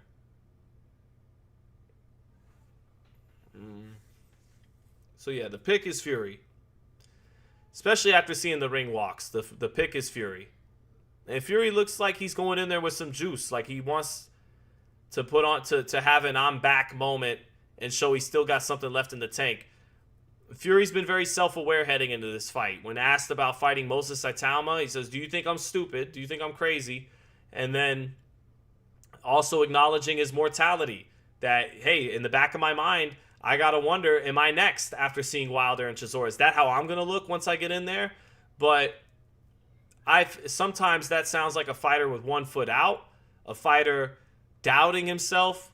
But in this scenario, I kind of like Fury's self-awareness heading into this fight. And I like the energy he carried into the ring. So, as of right now, I'm expecting Fury to get the job done. So we'll see what we get.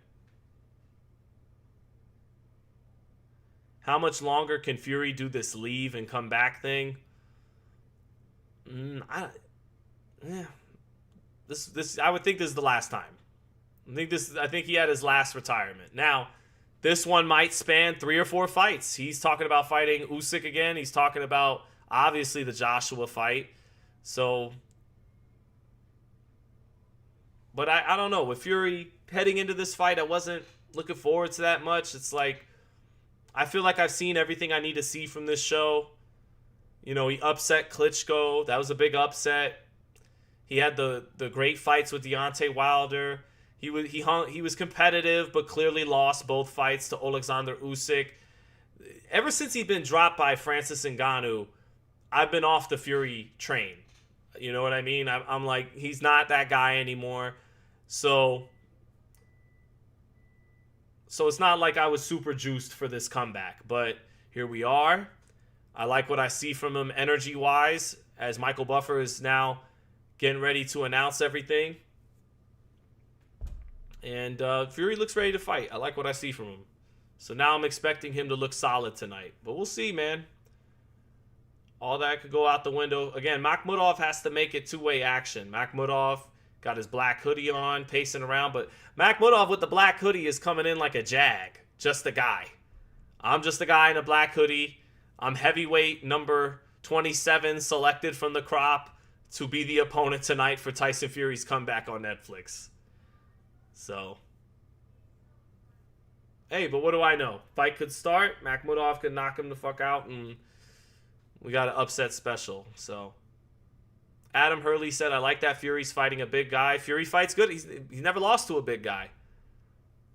Fights good against big guys. Panama says Black Air Force Energy by... Or Hoodie Mello, right, Panama? Maybe I got it all wrong with Arslanbek Makhmudov. Black Air Force Energy. Maybe he's got, yeah. Or Hoodie Mello. He's like Carmelo Anthony in the offseason. Charles N is noting that Tyson Fury's wearing a dress. Different strokes, different folks. Correct. He's wearing a kilt. I didn't like the skirt, the kilt for the Usyk fights. He didn't wear those in the... he wore it in the third Wilder fight. In the second Wilder fight, by far the best performance of his career. I don't think he did, but... All right, Makhmudov. And he's got a good trainer. I think he's got Mark Ramsey. Mark Ramsey's a hell of a trainer, man. Mark Ramsey's no joke. Let me see. Or am I tripping? He doesn't. Yeah, he does. He's got Mark Ramsey, I believe. So, Makhmudov taking it in. We got almost 400 people here in the chat. Appreciate everybody jumping in. After the Dave Allen fight, I'm all in. But Dave Allen went the distance, and Dave Allen's been stopped a few times, and Dave Allen still managed to go the distance with Makhmudov. That's not good. All right, Fury now getting his introduction. Sugar Hill Stewart in his corner. Listed at 6'8" and 3/4, but he doesn't look 3 inches taller than Makhmudov at all. But Fury looks ready to fight. Good stuff by Fury, keeping his sweat worked up. Got his towel wrapped around him to keep him warm, keep his sweat going. What is the Isle of Man? I don't know. Not going to lie. People in the UK, can you clue us in on what the hell the Isle of Man is? Fury, again, saggy waist. Got his love handles dipping over his trunks, but looks ready to fight. Looks ready to fight. Good shoe shine combo when he's being introduced. Anthony Joshua looking on intently. So here we go. Fighters at center ring. Makhmudov doing a prayer. Mouthing a prayer kind of like Khabib Nurmagomedov used to do. And here we go. Makhmudov, even with the way he stands at the face-off, is upright. And he has no bend to his waist, no flexibility to his waist. So that's going to be a problem against Tyson Fury. It's a small island. All right, well, thank you, fellas. Thank you, Noel Darby and Jason Shields. Yep, I like what I'm seeing from Fury in the pre-fight, and here we go. I expect that jab to be popping. Jab to the body by Arslanbek Makhmudov to get started. Fury bouncing around, got the back fats jiggling, but being his feinting twitch. Oh, right hand lands for Makhmudov and gets Fury into the corner. Good right hand by Makhmudov to get himself started. That right hand could be a problem for Fury. He's got a hard right hand. I don't know if Fury expected to start the fight that way. Jab to the body by Makhmudov. Mark Ramsey coming out with a game plan for his fighter. Fury short with his first jab. Fury trying to settle down. Double feint by Fury. Backed into the ropes. Fury has to tie him up. Works his right hand to the body in the clinch. But good first minute of the round. And Fury even a little uncomfortable. Switches southpaw. Straight right hand to the body by Makhmudov to get started. Straight right hand to the body again by Makhmudov. Drives Fury into the ropes.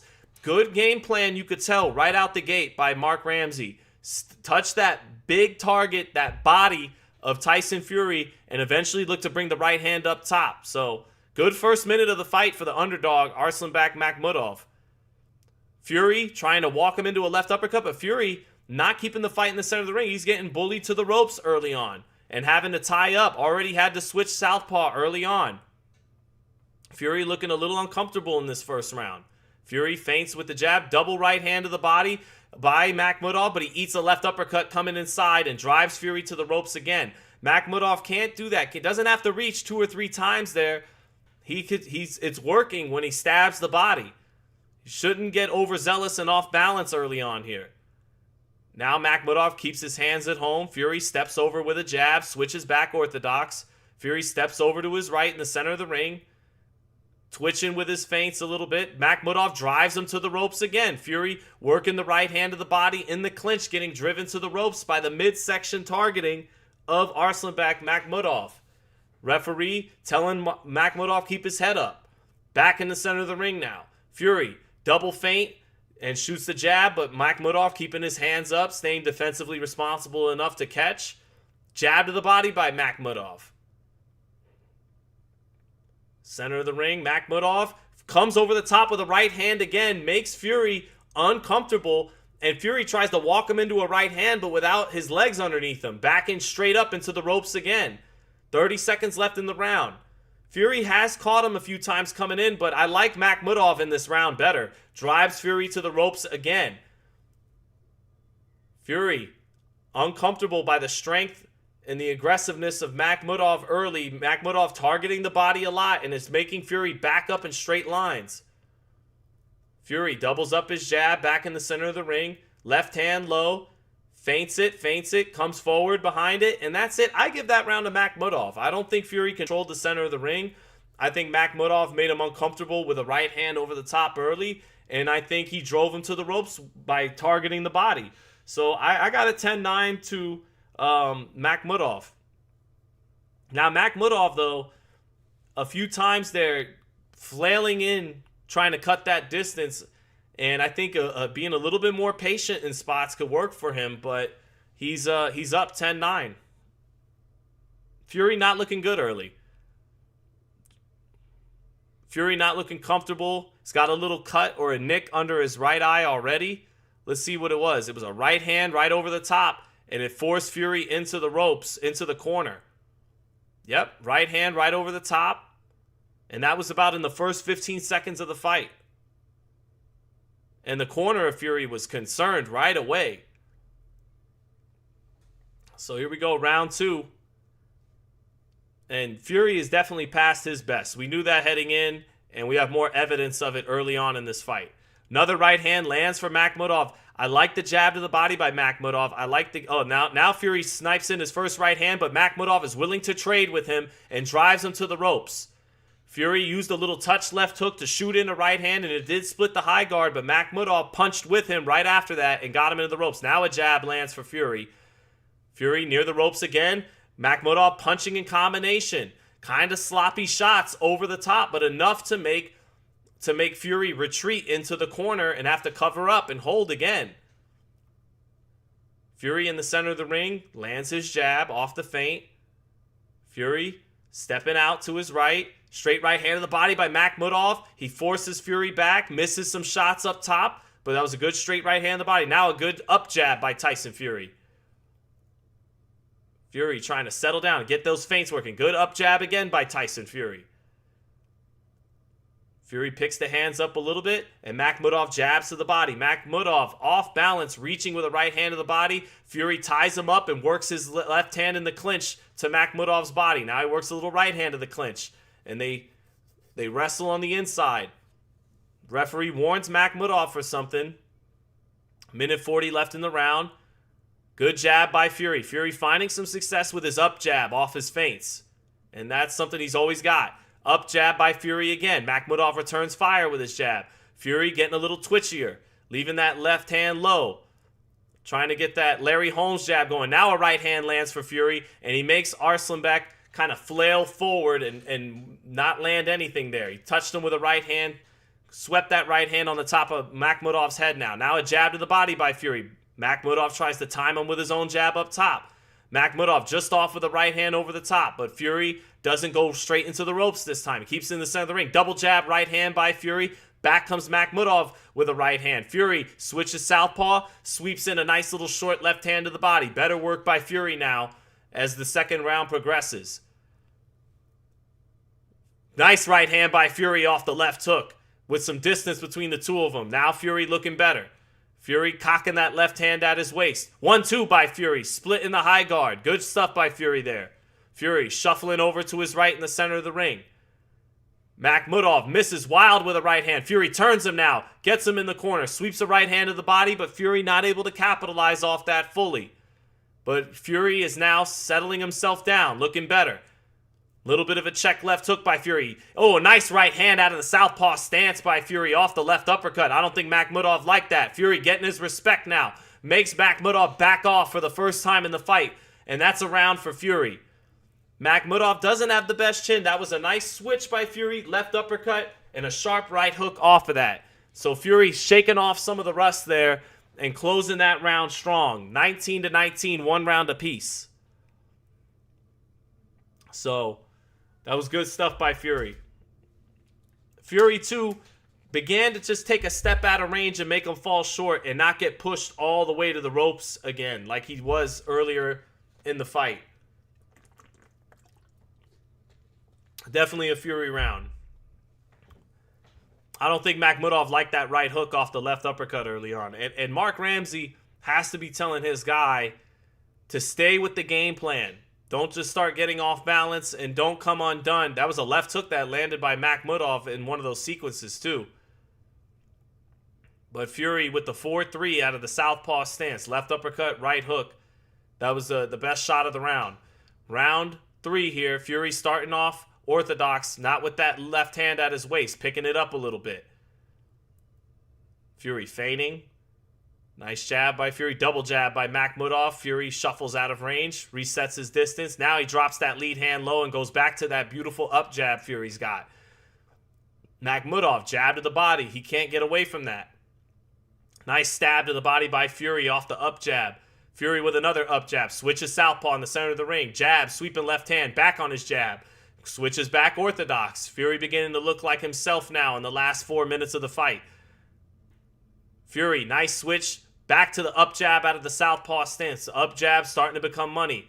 Flickers out a double jab from the southpaw stance. Another jab. Switches orthodox. Lands a jab.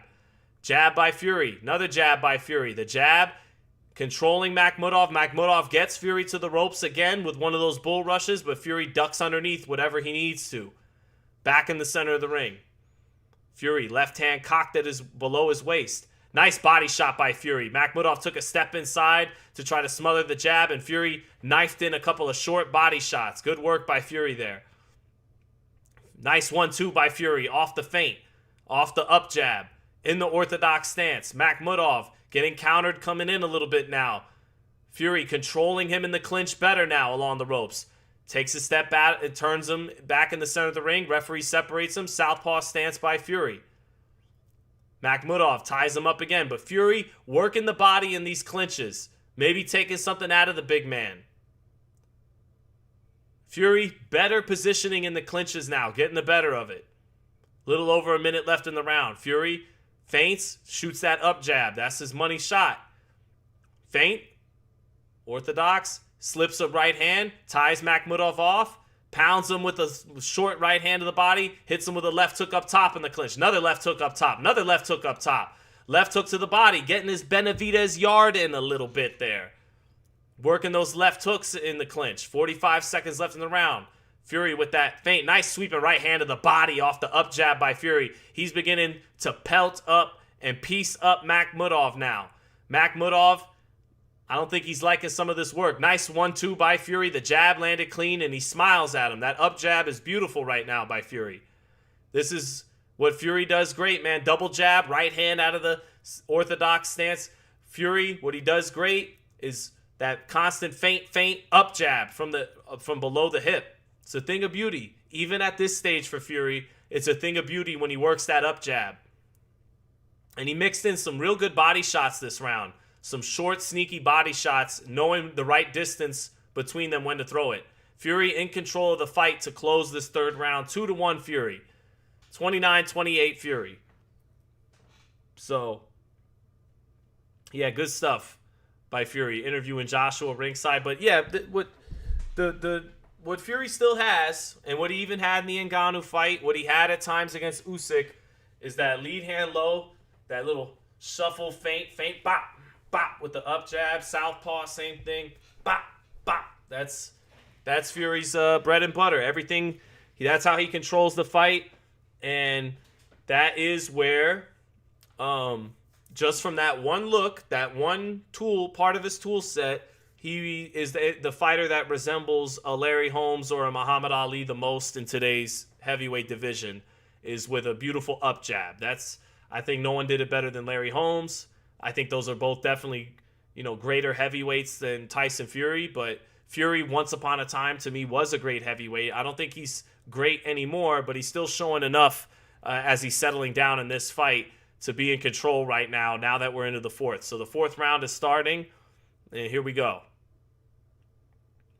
So referee breaks him up, 15 seconds into it. Nice, sharp, straight right hand by Fury. Fury gets caught with a left hook, though. After landing that right hand, he pulled out with his chin up, and Makhmudov with his best punch in a round or two. Nice left hook by Makhmudov. Fury disguised it well, tied him up, but that was a good left hook by Makhmudov. Fury still hurt. Left hook lands again for Makhmudov off the right hand. Fury is buzzed.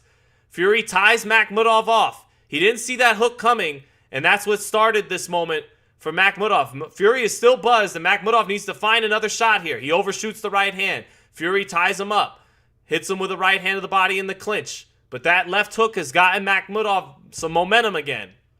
Minute into the fourth. Makhmudov trying that left hook again. Right hand on the top of Fury's head a little bit. Makhmudov pushing Fury back. Trying to get as low as he can. Left hook again for Makhmudov. He's found something with that left hook, punching with Fury.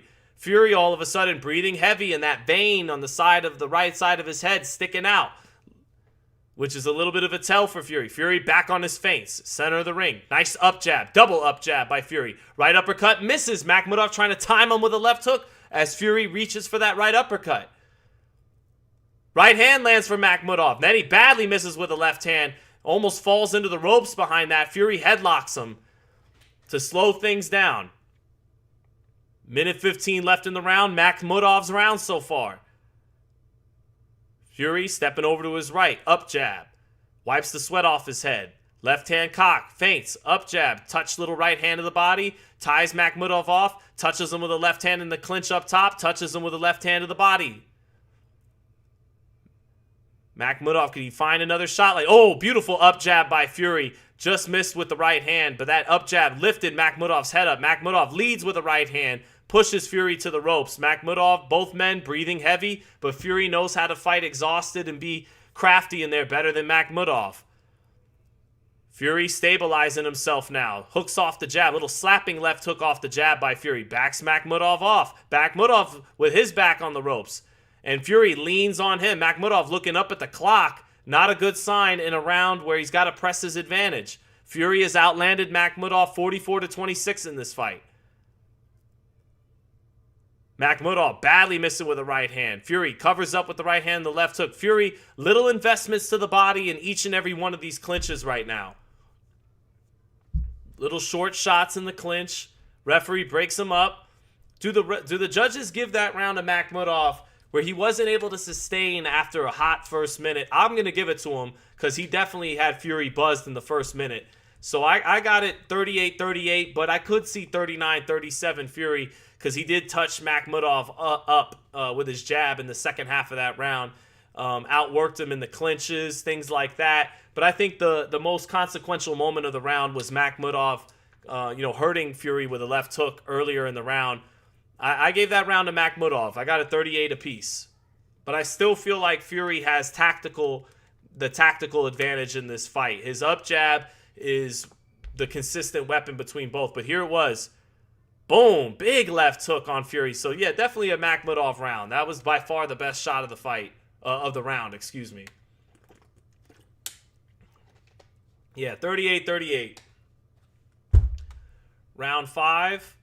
A little moment to let us know Fury is not still, all right, that kind of guy. But round 5, here we go. Fury picking his hands up. Good jab by Makhmudov. Fury switches southpaw. Fury short with a couple of fencing jabs. Makhmudov steps in behind his lead hand stiff arm and kind of touches with a right hand there. Got it in a little bit. Makhmudov driving Fury to the ropes. Smothers Fury on the ropes as Fury tries to take the angle off the ropes. Fury, though, continuing to punch in the clinch, and Makhmudov does not. He is just holding. Little nice double up jab by Tyson Fury, and then back in the clinch again, working and tenderizing with his right hand in the clinch, not with any leverage. It's just with a free hand open. That double jab was clean by Tyson Fury right before that. Back in the center of the ring now. Nice up jab by Fury again. Double feint, up jab off of that double feint by Fury. Another up jab by Fury, gets underneath the jab by Makhmudov and hits him with a free right hand to the body, reddening the side of Makhmudov's body. So Fury with a good first minute of the round. Headlocks Makhmudov and pounds his flesh with his right hand in the clinch again. Makhmudov, jab to the body, overshoots the right hand up top. Fury ties him up, left hook to the body in the clinch. So all Fury in the first half of this round. Nothing spectacular, but controlling the round, winning the round with his jab and working the body in the clinch. Another left hook to the body. Well, not a left hook, but, a little left hand with a free hand in the clinch for Fury. Ref breaks him up. Makhmudov, tired. Big sweeping right hand misses for Makhmudov. He forces Fury into the ropes with a couple of wild right hands, but none of them land. Paris Fury got a look on her face like, man, this is an ugly fight. Still stressful enough. Makhmudov providing enough resistance to keep her stressed, but Fury, every time in the clinch, is working his free hand, and Makhmudov is not. Fury dipping his head to the right, switches southpaw now, takes a step out. They clinch again. And Fury working the body, tenderizing the body in each clinch. And it's Makhmudov doing the short left hook on the inside by Fury. Got some leverage on that. Makhmudov fell asleep in the clinch with his back near the ropes. Fury beating him up in the clinch right now. 30 seconds left in the round. It's a Fury round. Makhmudov got to dig deep here. This is your biggest opportunity. He's doing a lot of huffing and puffing and holding. Fury working the body, tenderizing the body in the clinch each and every time. Free with his right hand. Touch, touch, touch, touch, tap, tap to the body. Makhmudov, waters are getting deep for him in the fifth. Fighting a fighter like Fury. Fury makes him fall short with a right hand and left hook, says, come on.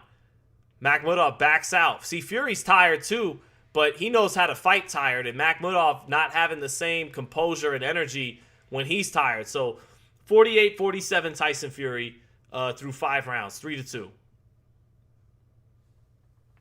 So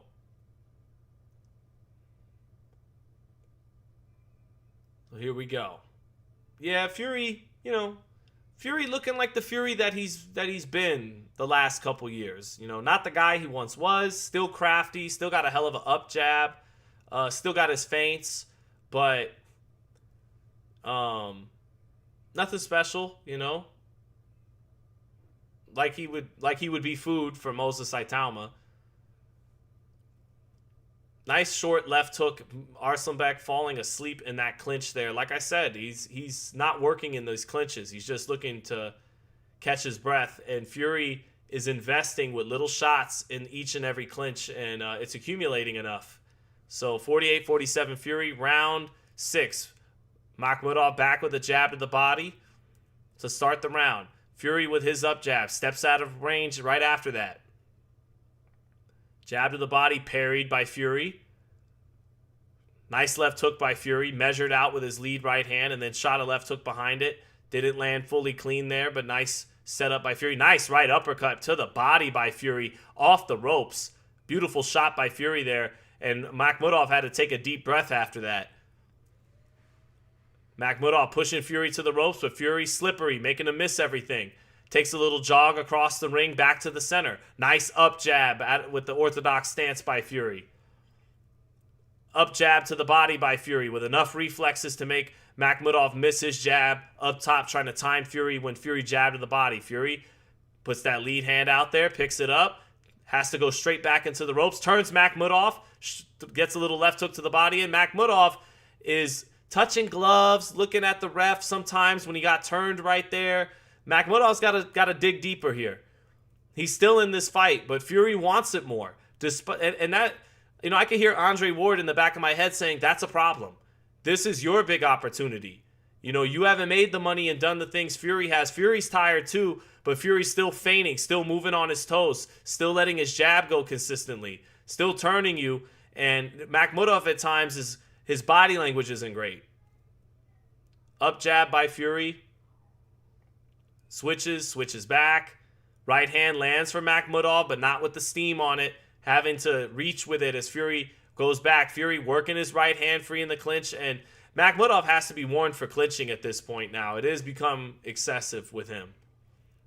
Fury feints, touches with the up jab, steps over to his right in the center of the ring. Fight is slowed down a lot right here. Minute left in the round. Left uppercut for Fury. Nice left uppercut for Fury. Makhmudov drives him to the ropes, but Fury tenderizes the right side of his body with left hooks in the clinch. Makhmudov got to show some dog here, man. Nice double, triple up jab by Tyson Fury. Bounces around on his toes. Tyson Fury will have that up jab even when he's retired and in his 50s. It's just something he does in his sleep. Double, triple jab by Fury out of the southpaw stance. Looks at the corner and says something. Back in his orthodox stance. Makhmudov with no energy or snap on his punches in the 6th round. Fury keeps tenderizing his body in the clinch. 10 seconds left. A boring round. A Fury round. 4-2. 58, 56. That'll do it for round 6. And Makhmudov continues to touch gloves with Fury at the end. I just don't like that, man. You've hurt this guy a couple times. And do you want this or not, Matt? It's time for that Teddy Atlas speech by Mark Ramsey. Mark Ramsey has given him a good game plan. I could see, even without the audio on, he's given him technical advice in the corner. But now is the time for Mark Ramsey to do what Roy Jones just did with Kevin Newman. We're here. We're at this stadium. You're fighting a former heavyweight champion. Do you want to fucking win the fight or not? Because now, Fury is just settled in there. I mean, he did a triple jab out of the southpaw stance. And that's that Larry Holmes jab. Like, that Larry said it's almost like a slap when he would do it. Like, bop, like it's flicking a towel out of there. And that's what he did out of the southpaw stance. So, but, he's not.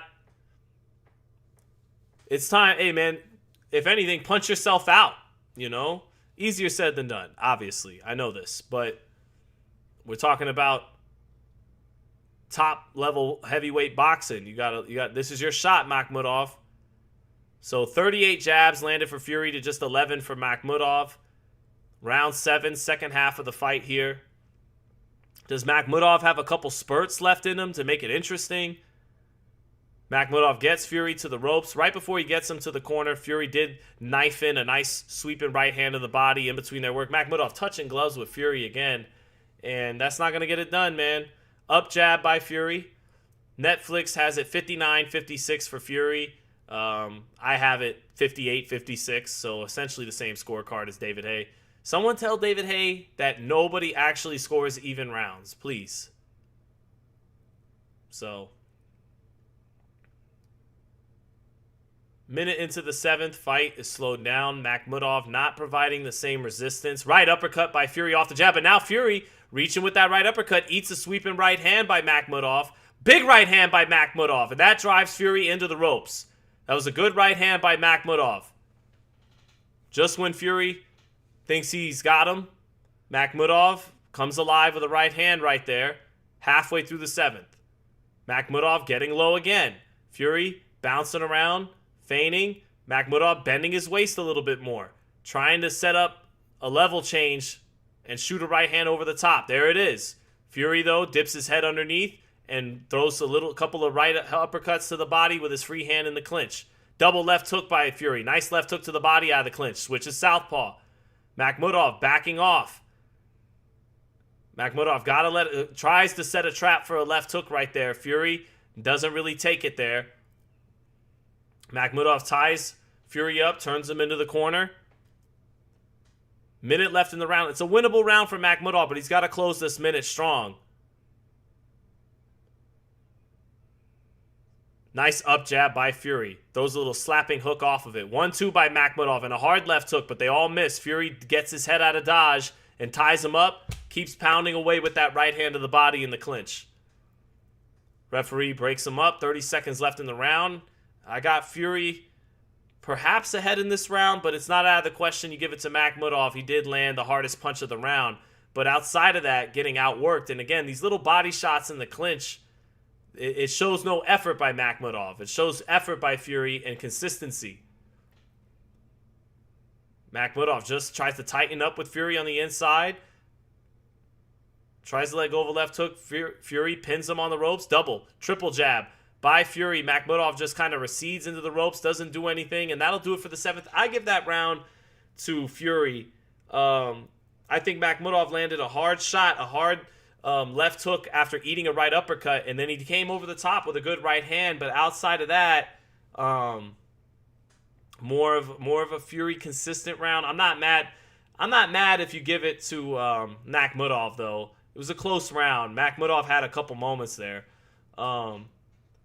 Not shipped in 420 says stop glazing Fury. I don't think I'm glazing him. He's not in his prime anymore. It's not beating Usyk or Aitama.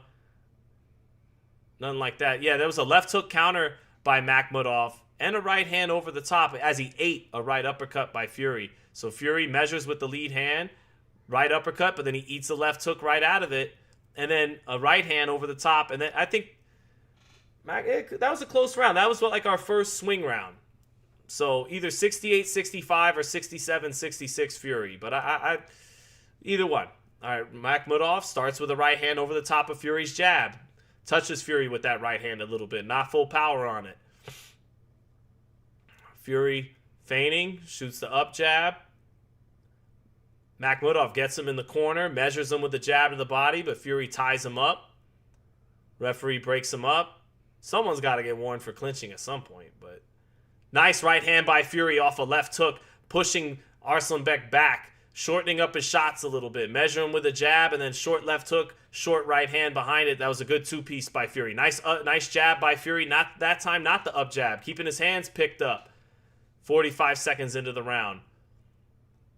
Fury picking his hands up a little bit. Now that left hand gets a little lower by the waist. Feints. Picks his hands up. Makhmudov bulls him into the ropes. Nothing too effective there. In the clinch again. Ref breaks him up. Minute into the 8th. Fury with a better first minute of the round. Makhmudov pushes him back. Finds him with a right hand after kind of flailing with a 1-2 combo, but then finishes with another 2 and touches Fury there. Fury backed into the corner again, turns Makhmudov onto the ropes. Referee breaks up another clinch halfway through the round. Fury off with the up jab. Makhmudov dips his head low. That time the up jab gets in again, though.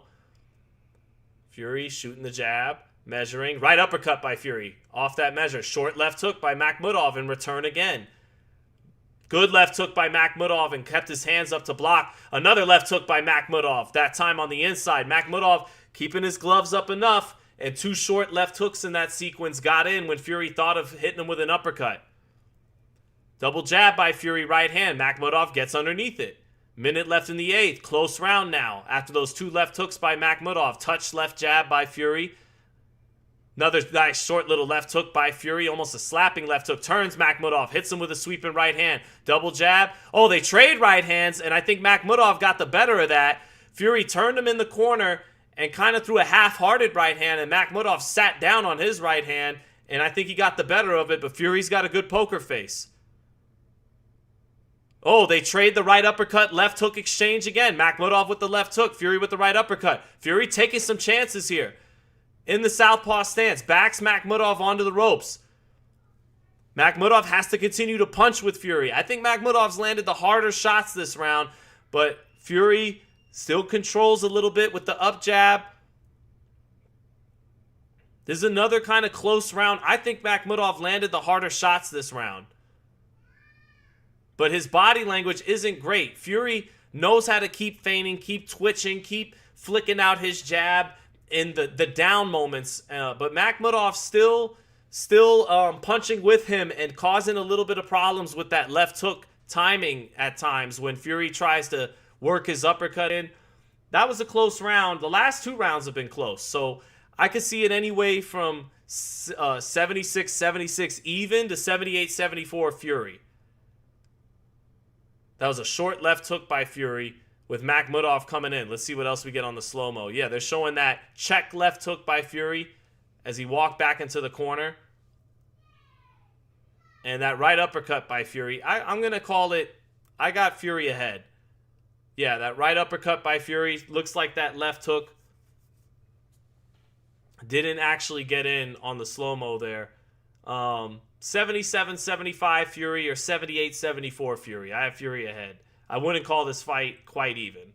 Matt Borgeson, thank you for the super chat, said Fury looks like an old engine purring back to life. He still has some of the things, and thank you as always, Matt, that resemble Tyson Fury.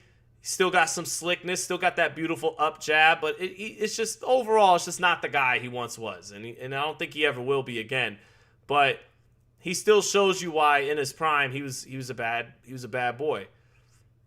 I'm trying to not drop the MFs as much. My son tunes in every now and then and says, "Dad, you said a bad word," so I'm trying to hold back on some of the curse words. But 9th round, first 30 seconds, Fury getting off first with the jab. Nice little right hand to the body as he sticks that shoulder into the clinch and comes in with a right hand to the body behind it. And then he keeps working his right hand to the body into the clinch. Left hook to the body in the clinch with a little bit of leverage on it. Makhmudov breathing deep, not as crafty when he's tired like Fury. Fury touching with a right hand to the body a few times. Referee breaks him up again. Makhmudov keeps looking at the referee like he's mad that Fury's punching him in the clinch. Nice feint up jab by Fury. Good stuff there. Fury trying to sweep some shots as pullback counters on Makhmudov coming in. Fury is yet to really hurt Makhmudov, though. The closest he came to it was at the end of the second or third round. I think it was the third round. Fury threw a right hook after a left uppercut in the southpaw stance, but Fury keeping him on the end of his jab and then smothers him with a right, comes in with his shoulder and the right hand to the body. More right hands to the body by Fury. Not a very entertaining fight, a very kind of rough, rugged, ugly fight, but Fury, eats a right hand going back to the corner. Makhmudov gets him in the corner now. So a little right hand there by Makhmudov, but this is a Fury round, and Makhmudov's body language is not good. He's slumping a lot out of these clinches and in these clinches. And Fury's not. Fury's staying lively with his body language. 1-2 by Fury, and then he headlocks him. That's what he did to Deontay Wilder a couple of times. 1-2, pivot out, headlock. Referee warns him for that, but that was a nice 1-2 by Fury. Fury bouncing up and down. Jab lands for Makhmudov. Fury gets underneath, tries to sweep a right hand on his way back up inside. Fury working the right hand to the body a little bit, pushing down on Makhmudov's arm, showing effort in the clinches throughout the fight. Just more, you got to give it to Fury. He's the one who's made all the money. He's the one who's been heavyweight champion, and he's still fighting like the hungrier fighter than Makhmudov. Last 10 seconds, Fury still showing more grit, working the body in the clinch. Makhmudov's body language not good, and that's a Fury round. So 6-3 Fury. Not shipped in says Fury is washed. Yeah, pretty much, but still got a nice up jab, still got some nice upper body movement, still like his feints, but yeah, he's not what he was. Clearly hasn't been for a few years now. Not as sharp a puncher as Fabio Wardley. Not this version of him, not really a threat to Alexander Usyk or Moses Saitama. I think Kabial would beat this version of Fury, but still looking like a top 10 heavyweight. Can I explain how Fury regained his chin? Well, Makhmudov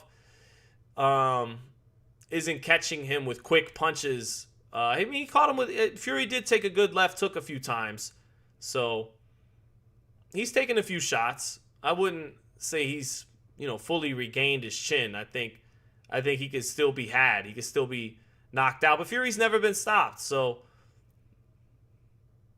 you could hurt him, but no one stopped him yet. Netflix has it 89-83. I have it 87-84 or 88-83 for Fury. Either 7-2 or 6-3. Fury double, tripling up the jab. 30 seconds into the 10th round. 1-2 by Fury.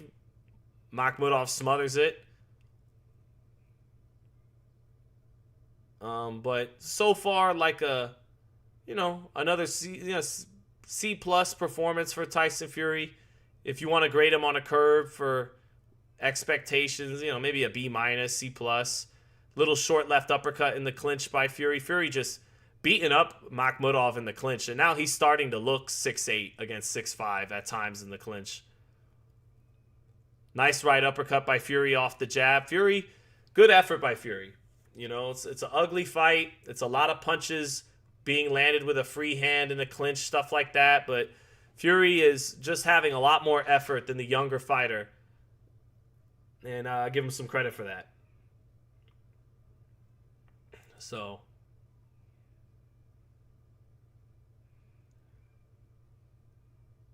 right hand by Fury after the referee brings him back to the center of the ring. Straight right hand. No real power from Fury tonight, though. A lot of slapping punches. There's a left uppercut on the inside by Fury. Makhmudov trying to punch to the back of the head. Right uppercut to the body by Fury in the clinch. Left hand on the inside by Fury. Left hook to the body on the inside by Fury. Jab, right uppercut by Fury. Smothered. And Fury's not that accurate tonight either. He hasn't landed a whole lot of head-snapping clean punches. And again, Makhmudov is timing Fury. Whenever Fury tries to land that right uppercut on the inside, Makhmudov is instinctively throwing that left hook at the same time, but not having as much success with it now at this point of the fight. And just a clinch fest all night long. Early on by Fury, and then for long stretches of the last several rounds by Makhmudov more so. But both guys have clinched a lot in this fight.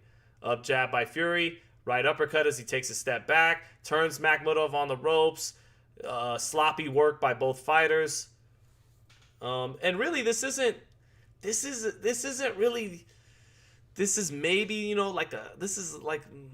actually in the same ballpark of Wilder and Chisora in terms of how sloppy a fight it's been.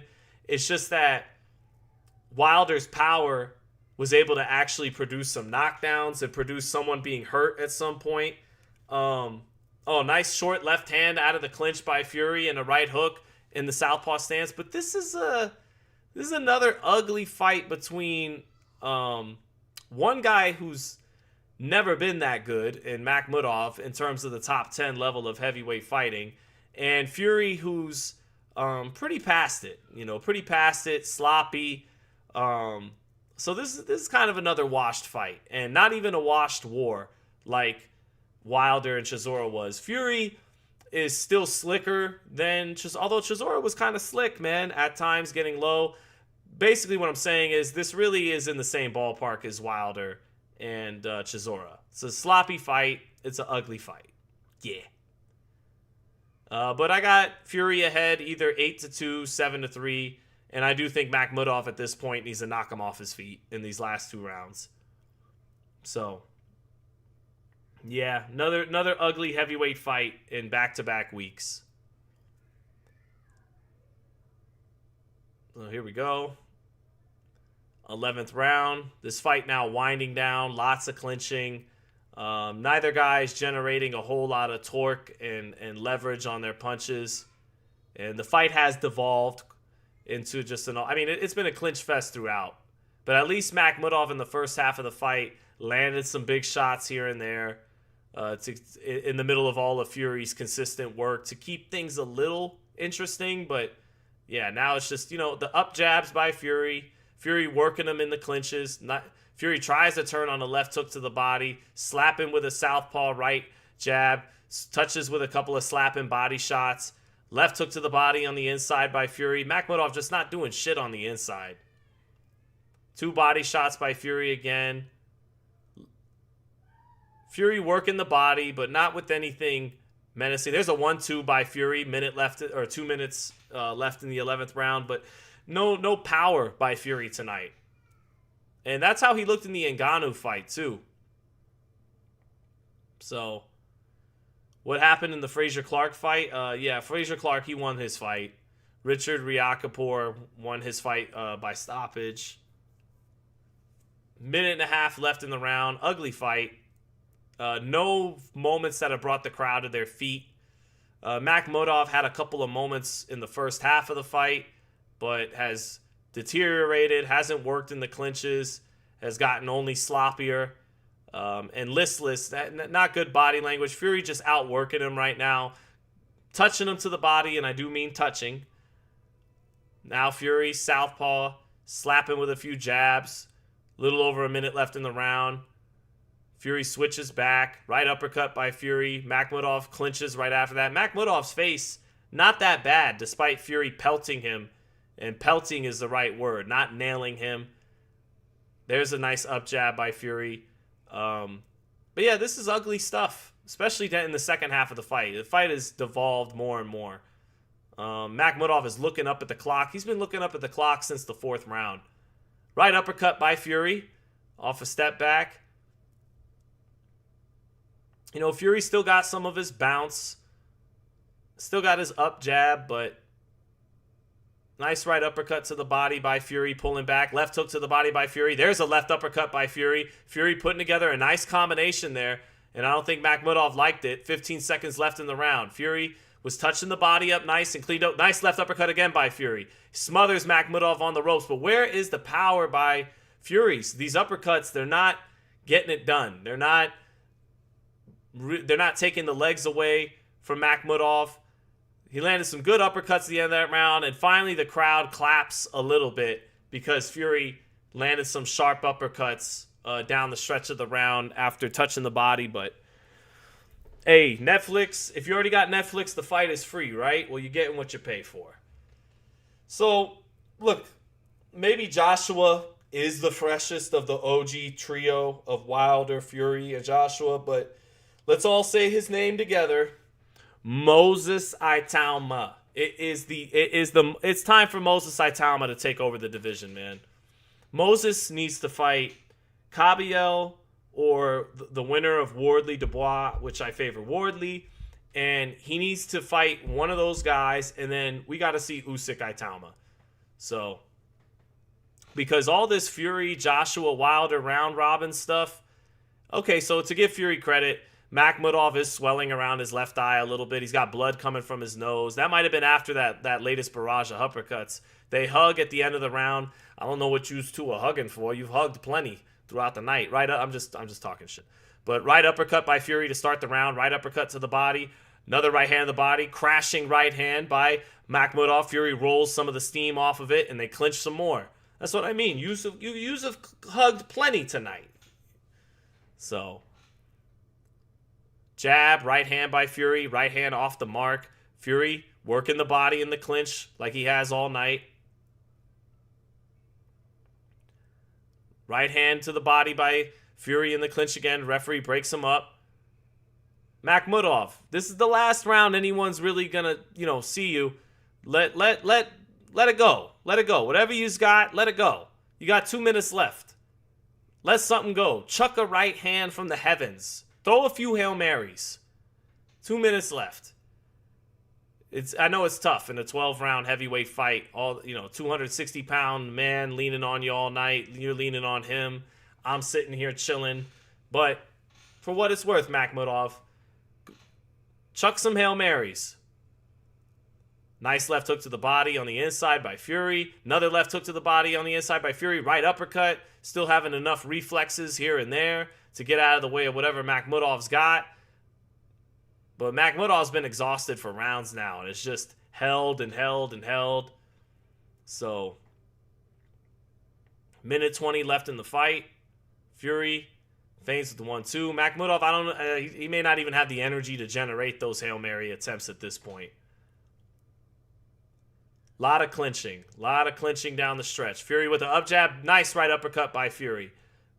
Snaps the head up, but not the power. And again, this is Makhmudov, who was stopped by Guido Vianello. Guido, Tyson, what are you doing in there? Guido stopped him. Left uppercut by Fury. Lifts that head right up. Now that might have hurt Makhmudov. Fury switches southpaw after that last left uppercut. Back near the center of the ring. Left uppercut to the body by Fury. Fury's had some nice uppercuts in this fight. He did. The up jab, the right uppercut, the uppercuts, the up jab, consistently working in the clinch. Nothing spectacular. Those are the effective things Fury has done in this fight. 25 seconds left. Up jab by Fury. Up jab by Fury. Southpaw. Slaps a right hook behind it. Sweeps the left hand to the body. Steps out to his right. Up jab out of southpaw stance. Another up jab. 10 seconds left. And that's going to do it for this fight. That's going to do it.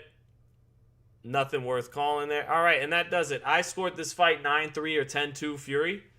Makhmudov made a lot of silent agreements in there. Was a little dangerous for the first 5 or so, 6 rounds. But outside of that, didn't do anything really in the second half of the fight. And I gave it 9-3 Fury. So, is that John Scully in the corner with Makhmudov? Shout out to John Scully.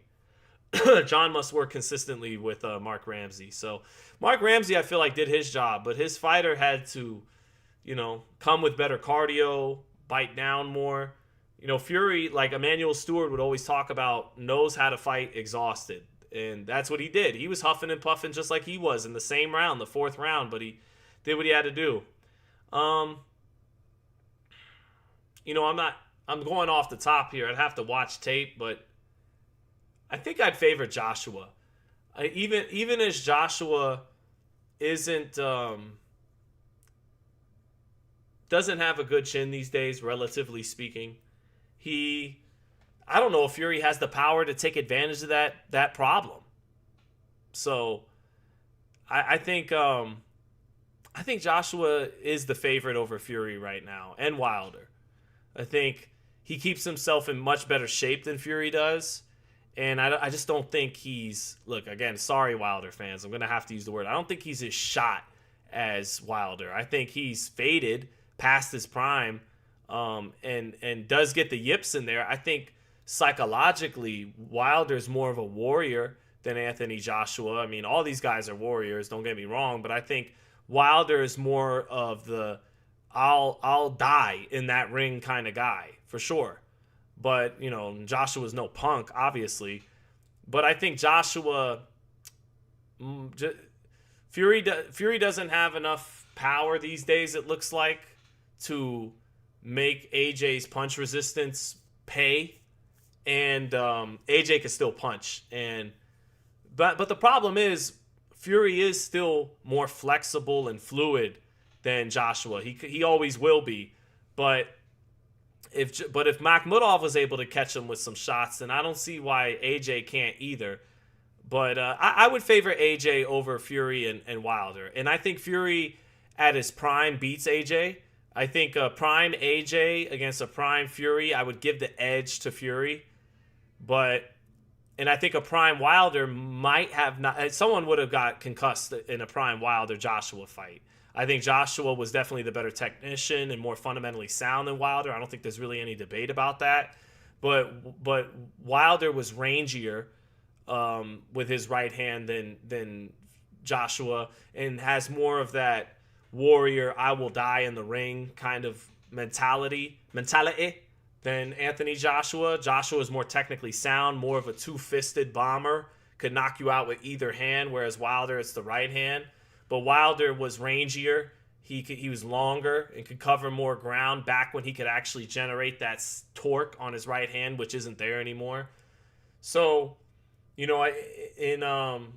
but these days, I think Joshua is the favorite over both of them, Wilder and Fury. So, I know I'm long-winded. I got there eventually. Thanks, everyone. We had like over 500 people tune in for it. Let's hear what the final scorecards are. Yeah, Fury wins the unanimous decision.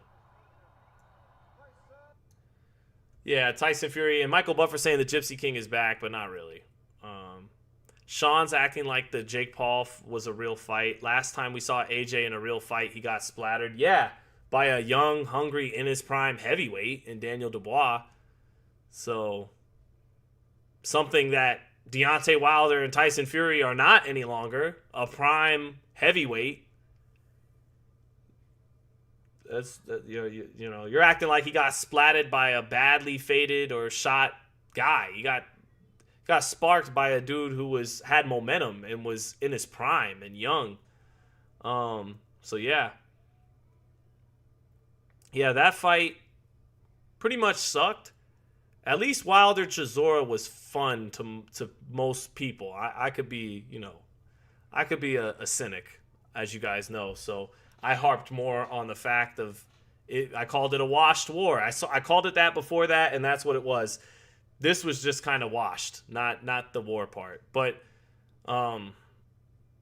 Fury still showed some of his tools that if you have your boxing eyes are, you have to admit some skill there with the up jab, with the feints, and then the uppercuts at times too off the up jabs. So let's see what Fury's saying here real quick. Turkey is in the ring with Tyson, and what's he gonna say? Seems to be teeing Tyson up to call Joshua out.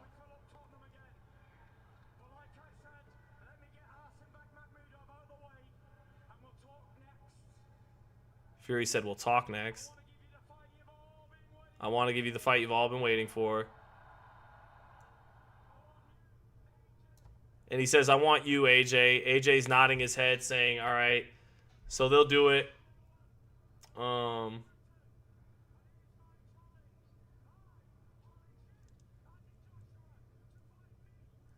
I want you, Anthony Joshua, to fight me next. Joshua seems like he's down for it. He's up for it. It's what the guy giving them their checks wants.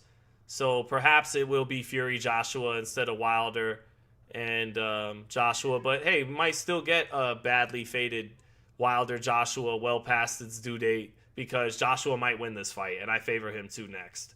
So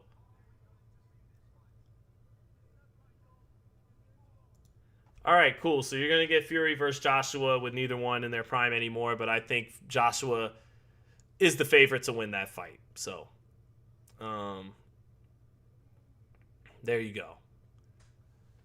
All right, I give Tyson and Conor Benn a C tonight, and I got to head out in a little bit to go head to the fights tonight at the Cosmopolitan. What'd Joshua say?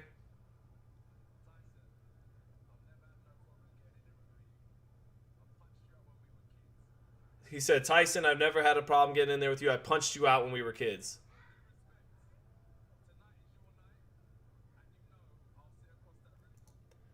Secret Dance Move says favorite based on what?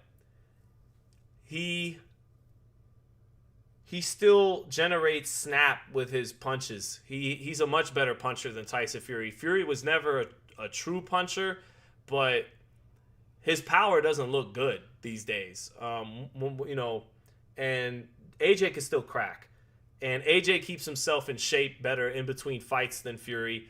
Now, I still think Fury's, feinting and fluidity and his style, I think Fury would have beat Joshua at their best because of those things. But I think it's deteriorated enough, and Fury has slowed down enough as the quicker boxer that he can be caught by a slower, stiffer AJ, who still is generating that torque, that snap, that power to his shots. He's still sharp if you're there to be hit.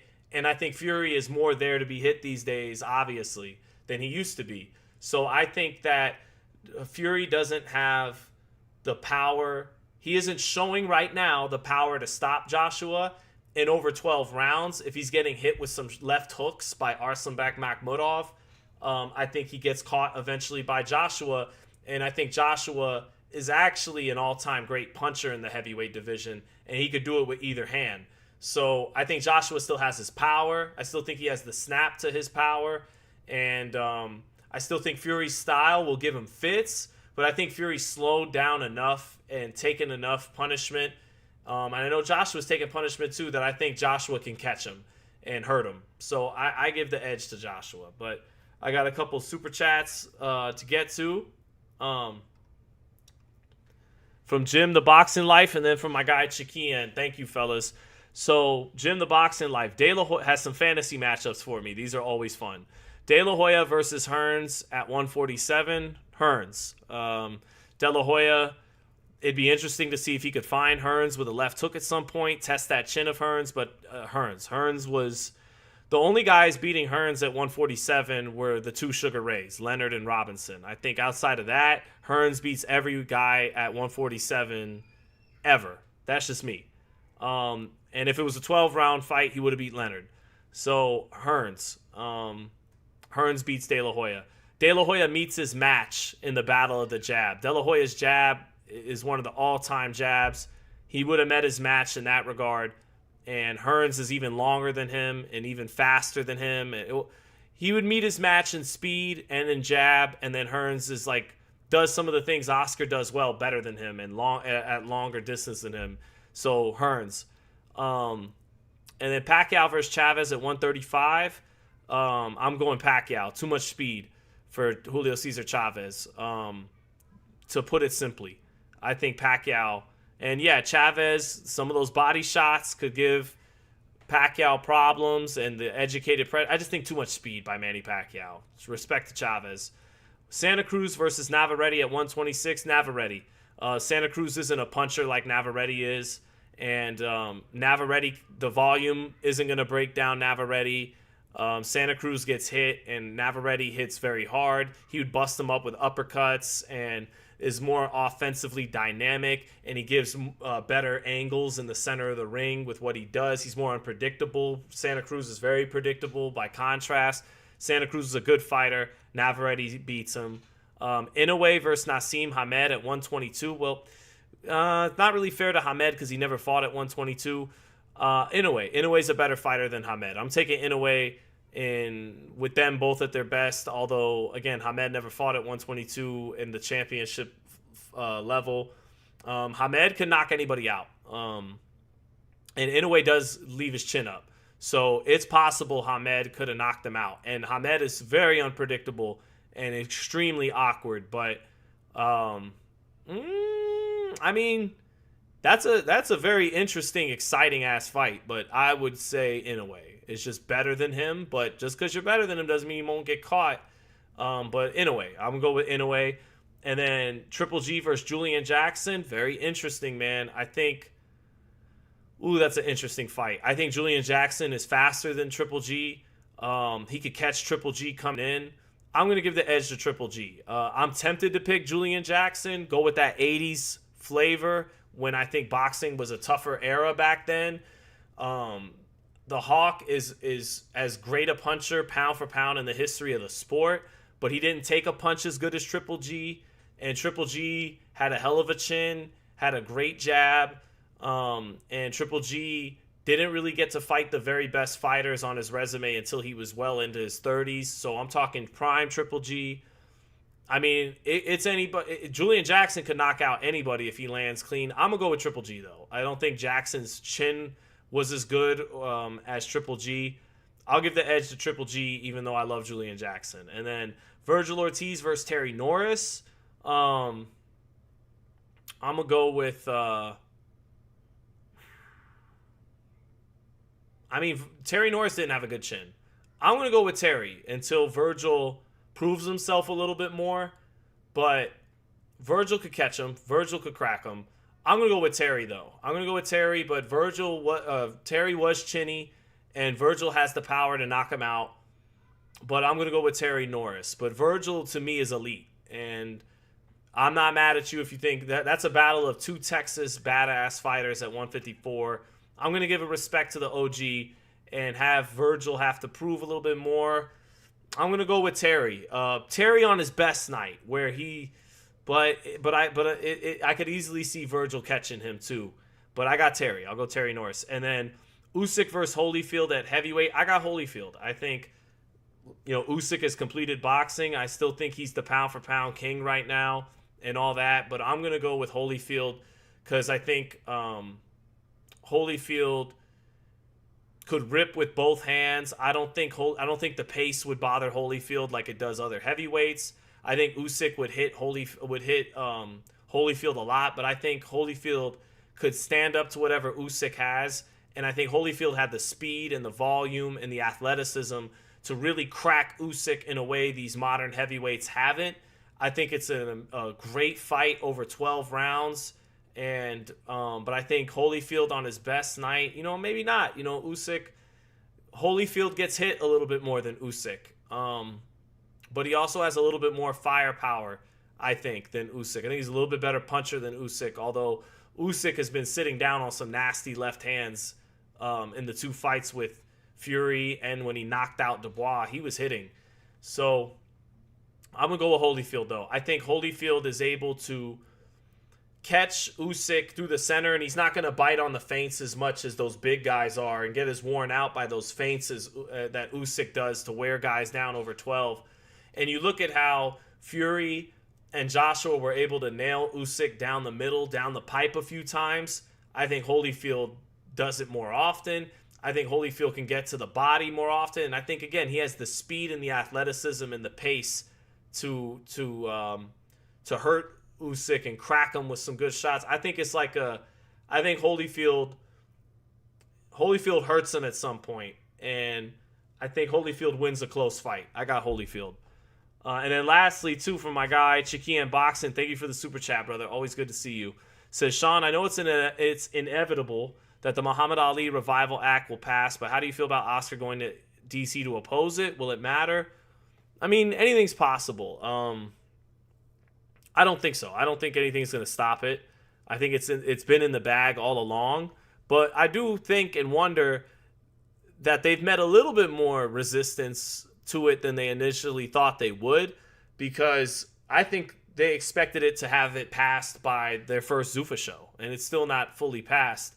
It's going to go to Ted Cruz, who's obviously, with the Republican Party and with Trump. And again, I don't vote, so this isn't some Bloods and Crips Republican Democrat thing for me. But obviously, they have the Republic. I mean, I've said it a bunch of times on the channel. Ari Emanuel was Donald Trump's agent. Jared Kushner has backed and has equity in this Paramount Warner Brothers Discovery merger, and along with the Saudis and Israeli private equity funds and public investment fund of Saudi and Israeli money in there too. So Kushner and Ari and the Saudis and the UAE are all behind this merger. They have Trump in their pocket, vice versa. So yeah, I don't think there's really anything Oscar can do, but it's worth a shot. Perhaps Oscar should have been doing this from day one, mounting a resistance. But the reality is Oscar's in bed with the same people. Part of why I said, Chikian and chat, that they should have done it on Amazon. It wasn't so, I'll go where PBC is. And I know people would say, well, you just did that thing with PBC and Cameron, and so you're trying to make everyone go where PBC's at. No, it's not about that. It's about Jeff Bezos is an American businessman, technically, and Amazon Prime is American owned by American dollars in Jeff Bezos. I'm sure if I looked into it, they have investments from Saudi and everything too, and all that. But DAZN is owned by Leonard Blavatnik, who's a big donor to Israel and is a Russian Jewish oligarch, and then it's also owned in part by the Saudis. Same kind of people backing the Paramount Warner Brothers Discovery thing. Same kind of forces behind Trump and TKO and Paramount, Skydance eventually merging with Warner Brothers Discovery. So by everybody, and I think PBC eventually is going to go to DAZN too. And Louis DeCubish just took a picture with Turkey. So it's like you're not really independent. And my guy Raheem on our shows has been saying that it's a umbrella monopoly, all under the same type of players and investors and political economic forces. And so when everyone eventually goes under the umbrella of DAZN, you're still in the pockets of the same people. And the reason why I said Amazon is you gotta sit in front of Bezos and convince them about, look, man, these are the same forces that got your journalist hit and all. I'm not gonna get into all that again, but what I'm saying is no. I don't think Oscar's going to be able to do any good of it. The most they can hope for, like the most you could do is try to entice the Democrats to make us think about it so that it's good political theater and optics for them. And that's all it is political theater, even if they would oppose it. Because you saw what Ilhan Omar did. She is supposed to be again, and this is how I think politics really work. All she was doing was making us think about it so that it's good political optics and theater for her, and then she gets something out of it. It was like, all right, I'm going to bitch about it until yous give me something for me and my constituents or whatever. And then what do you know? By the next hearing, she's like, make it 6 years of a contract you could have with extensions to have when it was previously supposed to only be 3. And she eventually rolls over and gets with the program too because it's political theater. It's not real opposition. So there's too much money and political might behind it. So no, it will probably get passed. And even though, okay, Oscar's opposing it, it's a day short and $1 late. And he's in the grasp of the same kind of forces ultimately on DAZN. So, and eventually the whole sport looks like it will be. So it is what it is. But hey, there's still 300 people hearing me ramble about this. If there's anything else guys want me to touch on, I'm going to go head upstairs in a minute, call it a day, wipe this dandruff off, and go cover some boxing tonight in Vegas. The answer is on YouTube. First fight, why is Hatton pulling on Fury's gloves while on his stool? That trick didn't work when they went to Plan B. Political glee kids, gotcha. Boxing bringing religions together, says Stacks. Or is it just a microcosm of the New World Order? The New World Order. C Money, Sean, I got a fantasy fight for you. The version of Haney that beat Norman against the version of Quartey in 90. Ooh, that's a dangerous fight for Devin. That's a dangerous fight. Devin's like a better boxer, but Quartey was a dog and I think a more explosive puncher and a more vicious fighter. You know, a more spiteful kind of killer mentality in there. Devin is more technically refined, but Quartey has the jab and the speed to hold his own with Devin and to keep up with Devin in those areas and match him.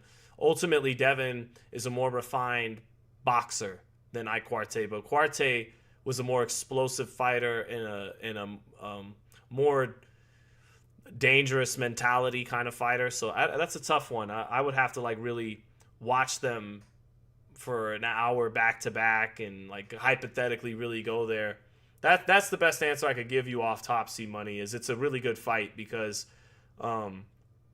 Quartey doesn't have as many looks and feints and nuance and refinement as Devin Haney, but he'll just hit you. He'll hit the shit out of you with the 1-2, and he's a killer. And yeah, I think, you know, so based on that, maybe a slight edge to Devin Haney, but then again, it was different back then, man. In the 90s and in the 80s, it was a different mentality.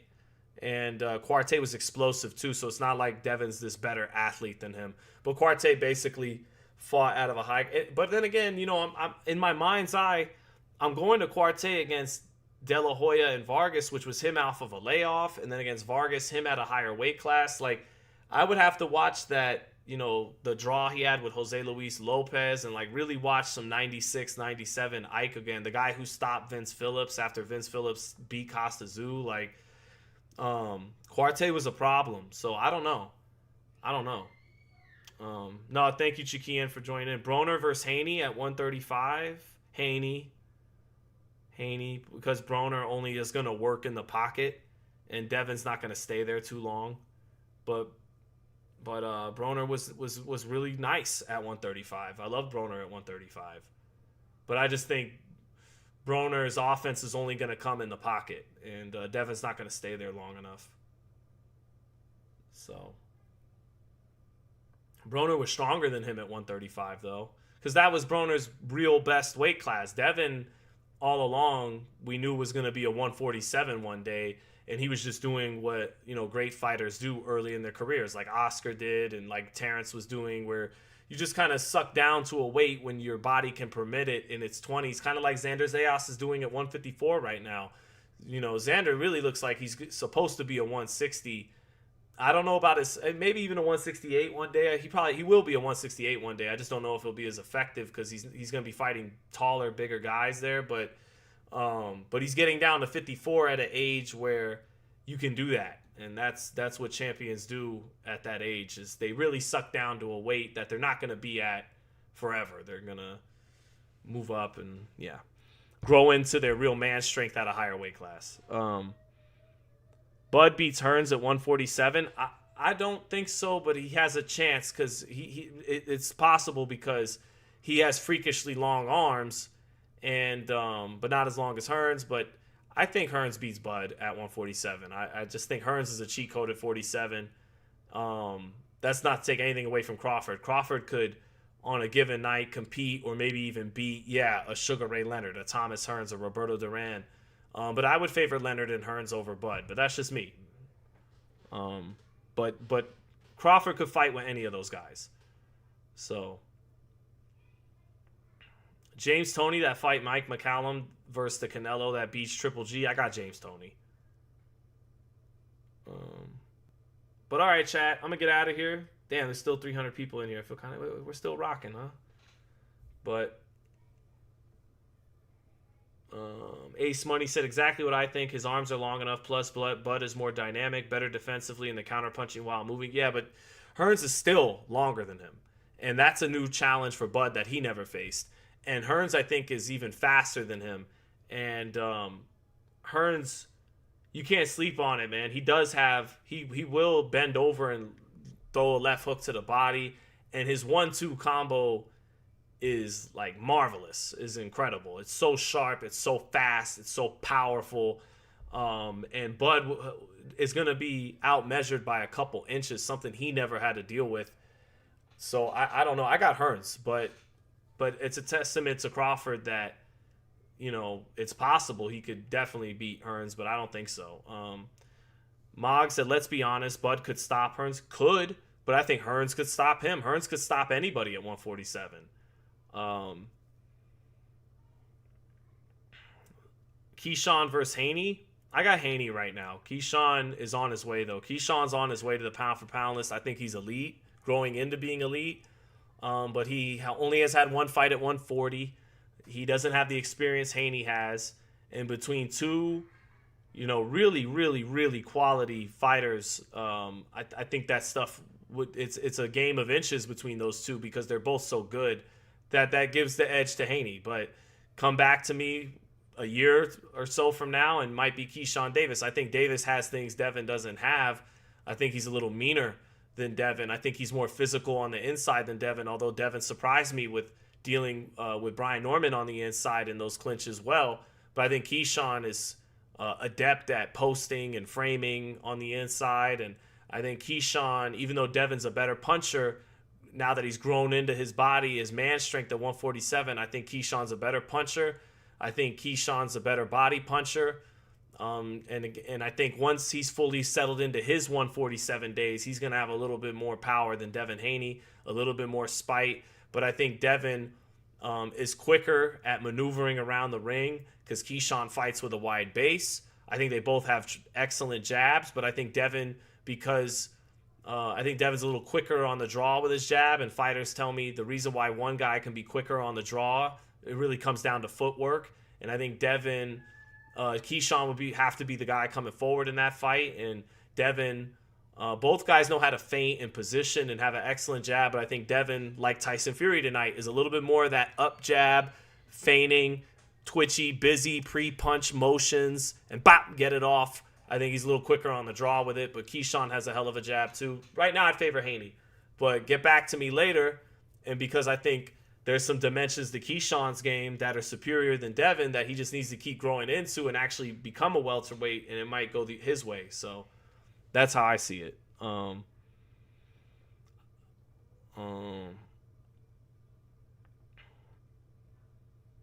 Boots versus Errol. Boots all day.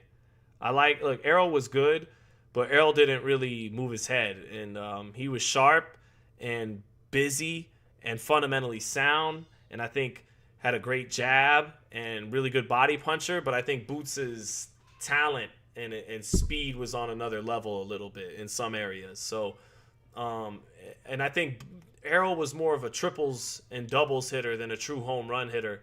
And I think Boots cracks a little harder than him and is faster than him, and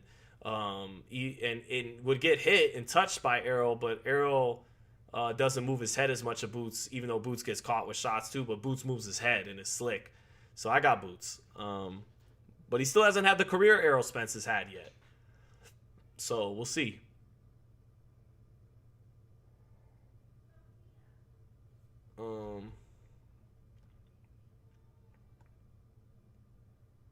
What do I think of that video of how Keith Thurman posted on Twitter? He was breaking down Fundora. Nah, he wasn't. Yeah, he was. He landed a couple of big left hooks and sure, but I get what he's saying. I saw the video. Like, now instead of taking that step back with his back foot, he didn't. He held his ground, so he's there to catch him with the big left hook and all. Nah, man, you weren't beating Fundora that night. It's not happening. Alexander Wilson, thank you for the super chat, said boxing had struck so much that it's such small potatoes that USA doesn't care about the sport. The WNBA, CBA got more press than the Ali Act. Thoughts? Well, though the WNBA is owned by the NBA, and there's an agenda by the NBA and ESPN to make the WNBA a bigger deal than it ever has been. A league that's lost money. There's political agenda there too, and I have a daughter too. Shit, if my daughter was like respect to Asia Wilson and Caitlin Clark, and like they will bust my ass in basketball. They can hoop, like they're really good. Don't get me wrong. And if you take away the physical aspect of it between a man and a woman, and just take it down to ball handling and shooting ability, then some of those girls could probably compete in the NBA like a Caitlin Clark.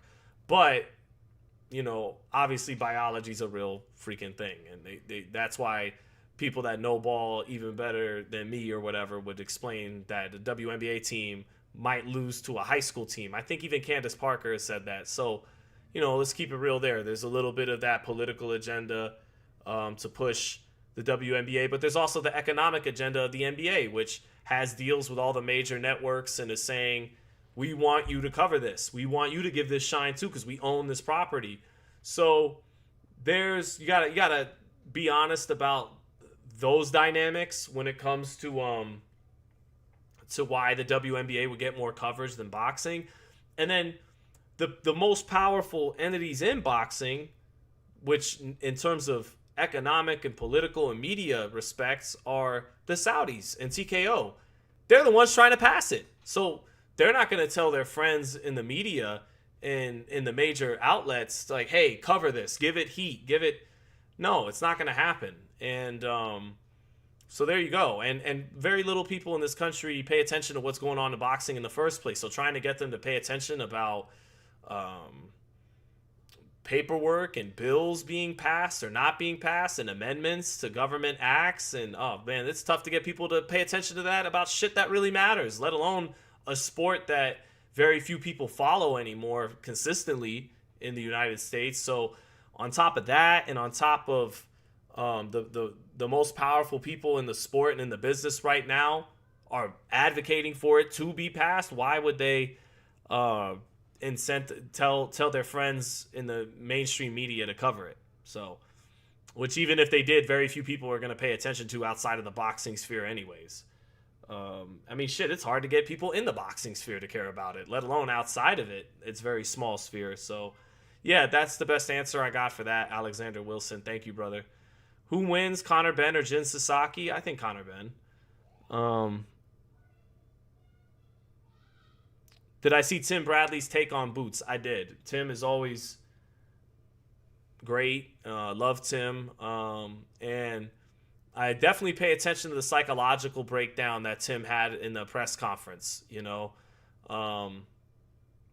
I listened to him. I defer to him on that one a little bit because, look, Tim, he wound up having Norman against Haney, as I did, but he told me and he went down with the ship, right? But he told me the night before, Haney's going to win this thing. And he saw it from the psychological displays at the presser and at the weigh-in. And he said, you know what? Tim won't mind. I'll tell you what Tim Bradley told me. This is Tim Bradley's words that I'm going to paraphrase and quote for you. Tim said, Sean, one thing about us black folks is we like to show what we got. we like to we like to, if we feel good about something, we're gonna let you know. And he goes, so when Devin is doing that at the weigh-in and all that, what he's really saying is, I feel good. I feel like you I know you sucked down in weight, and I feel good, and I know I feel strong and energetic at the weigh-in, and I know you're tired and drained and angry, and he's like, Devin gonna beat him, bro. So, but when you've been picking one fighter for months and months, it's like you gotta, he stayed with it and went down on the shit. But I remember Tim told me that. So, yes, I definitely listened to what Tim had to say about the Xander Boots press conference, and I heed his words because he knew at the last hour what was going to happen from the psychological reading of that fight back in November. So, anyways, I'm going to get out of here, man. You guys are dope. Much love to everybody who joined. Please subscribe if you enjoyed the live round by round and the live today. And check out my channel later tonight. I'll be getting some interviews from the prospects who are still on that what was going to be the Brandon Adams card, that the main event got canceled. But Dylan Capatillo having his pro debut, and Julian Montalvo, who I hear a lot of great things about at a Top Rank. He's fighting again tonight, so I'm going to catch up with those guys. I'm going to catch up with Raheem, who was just calling me, and my man Sean Porter, who was just calling me. I'm out.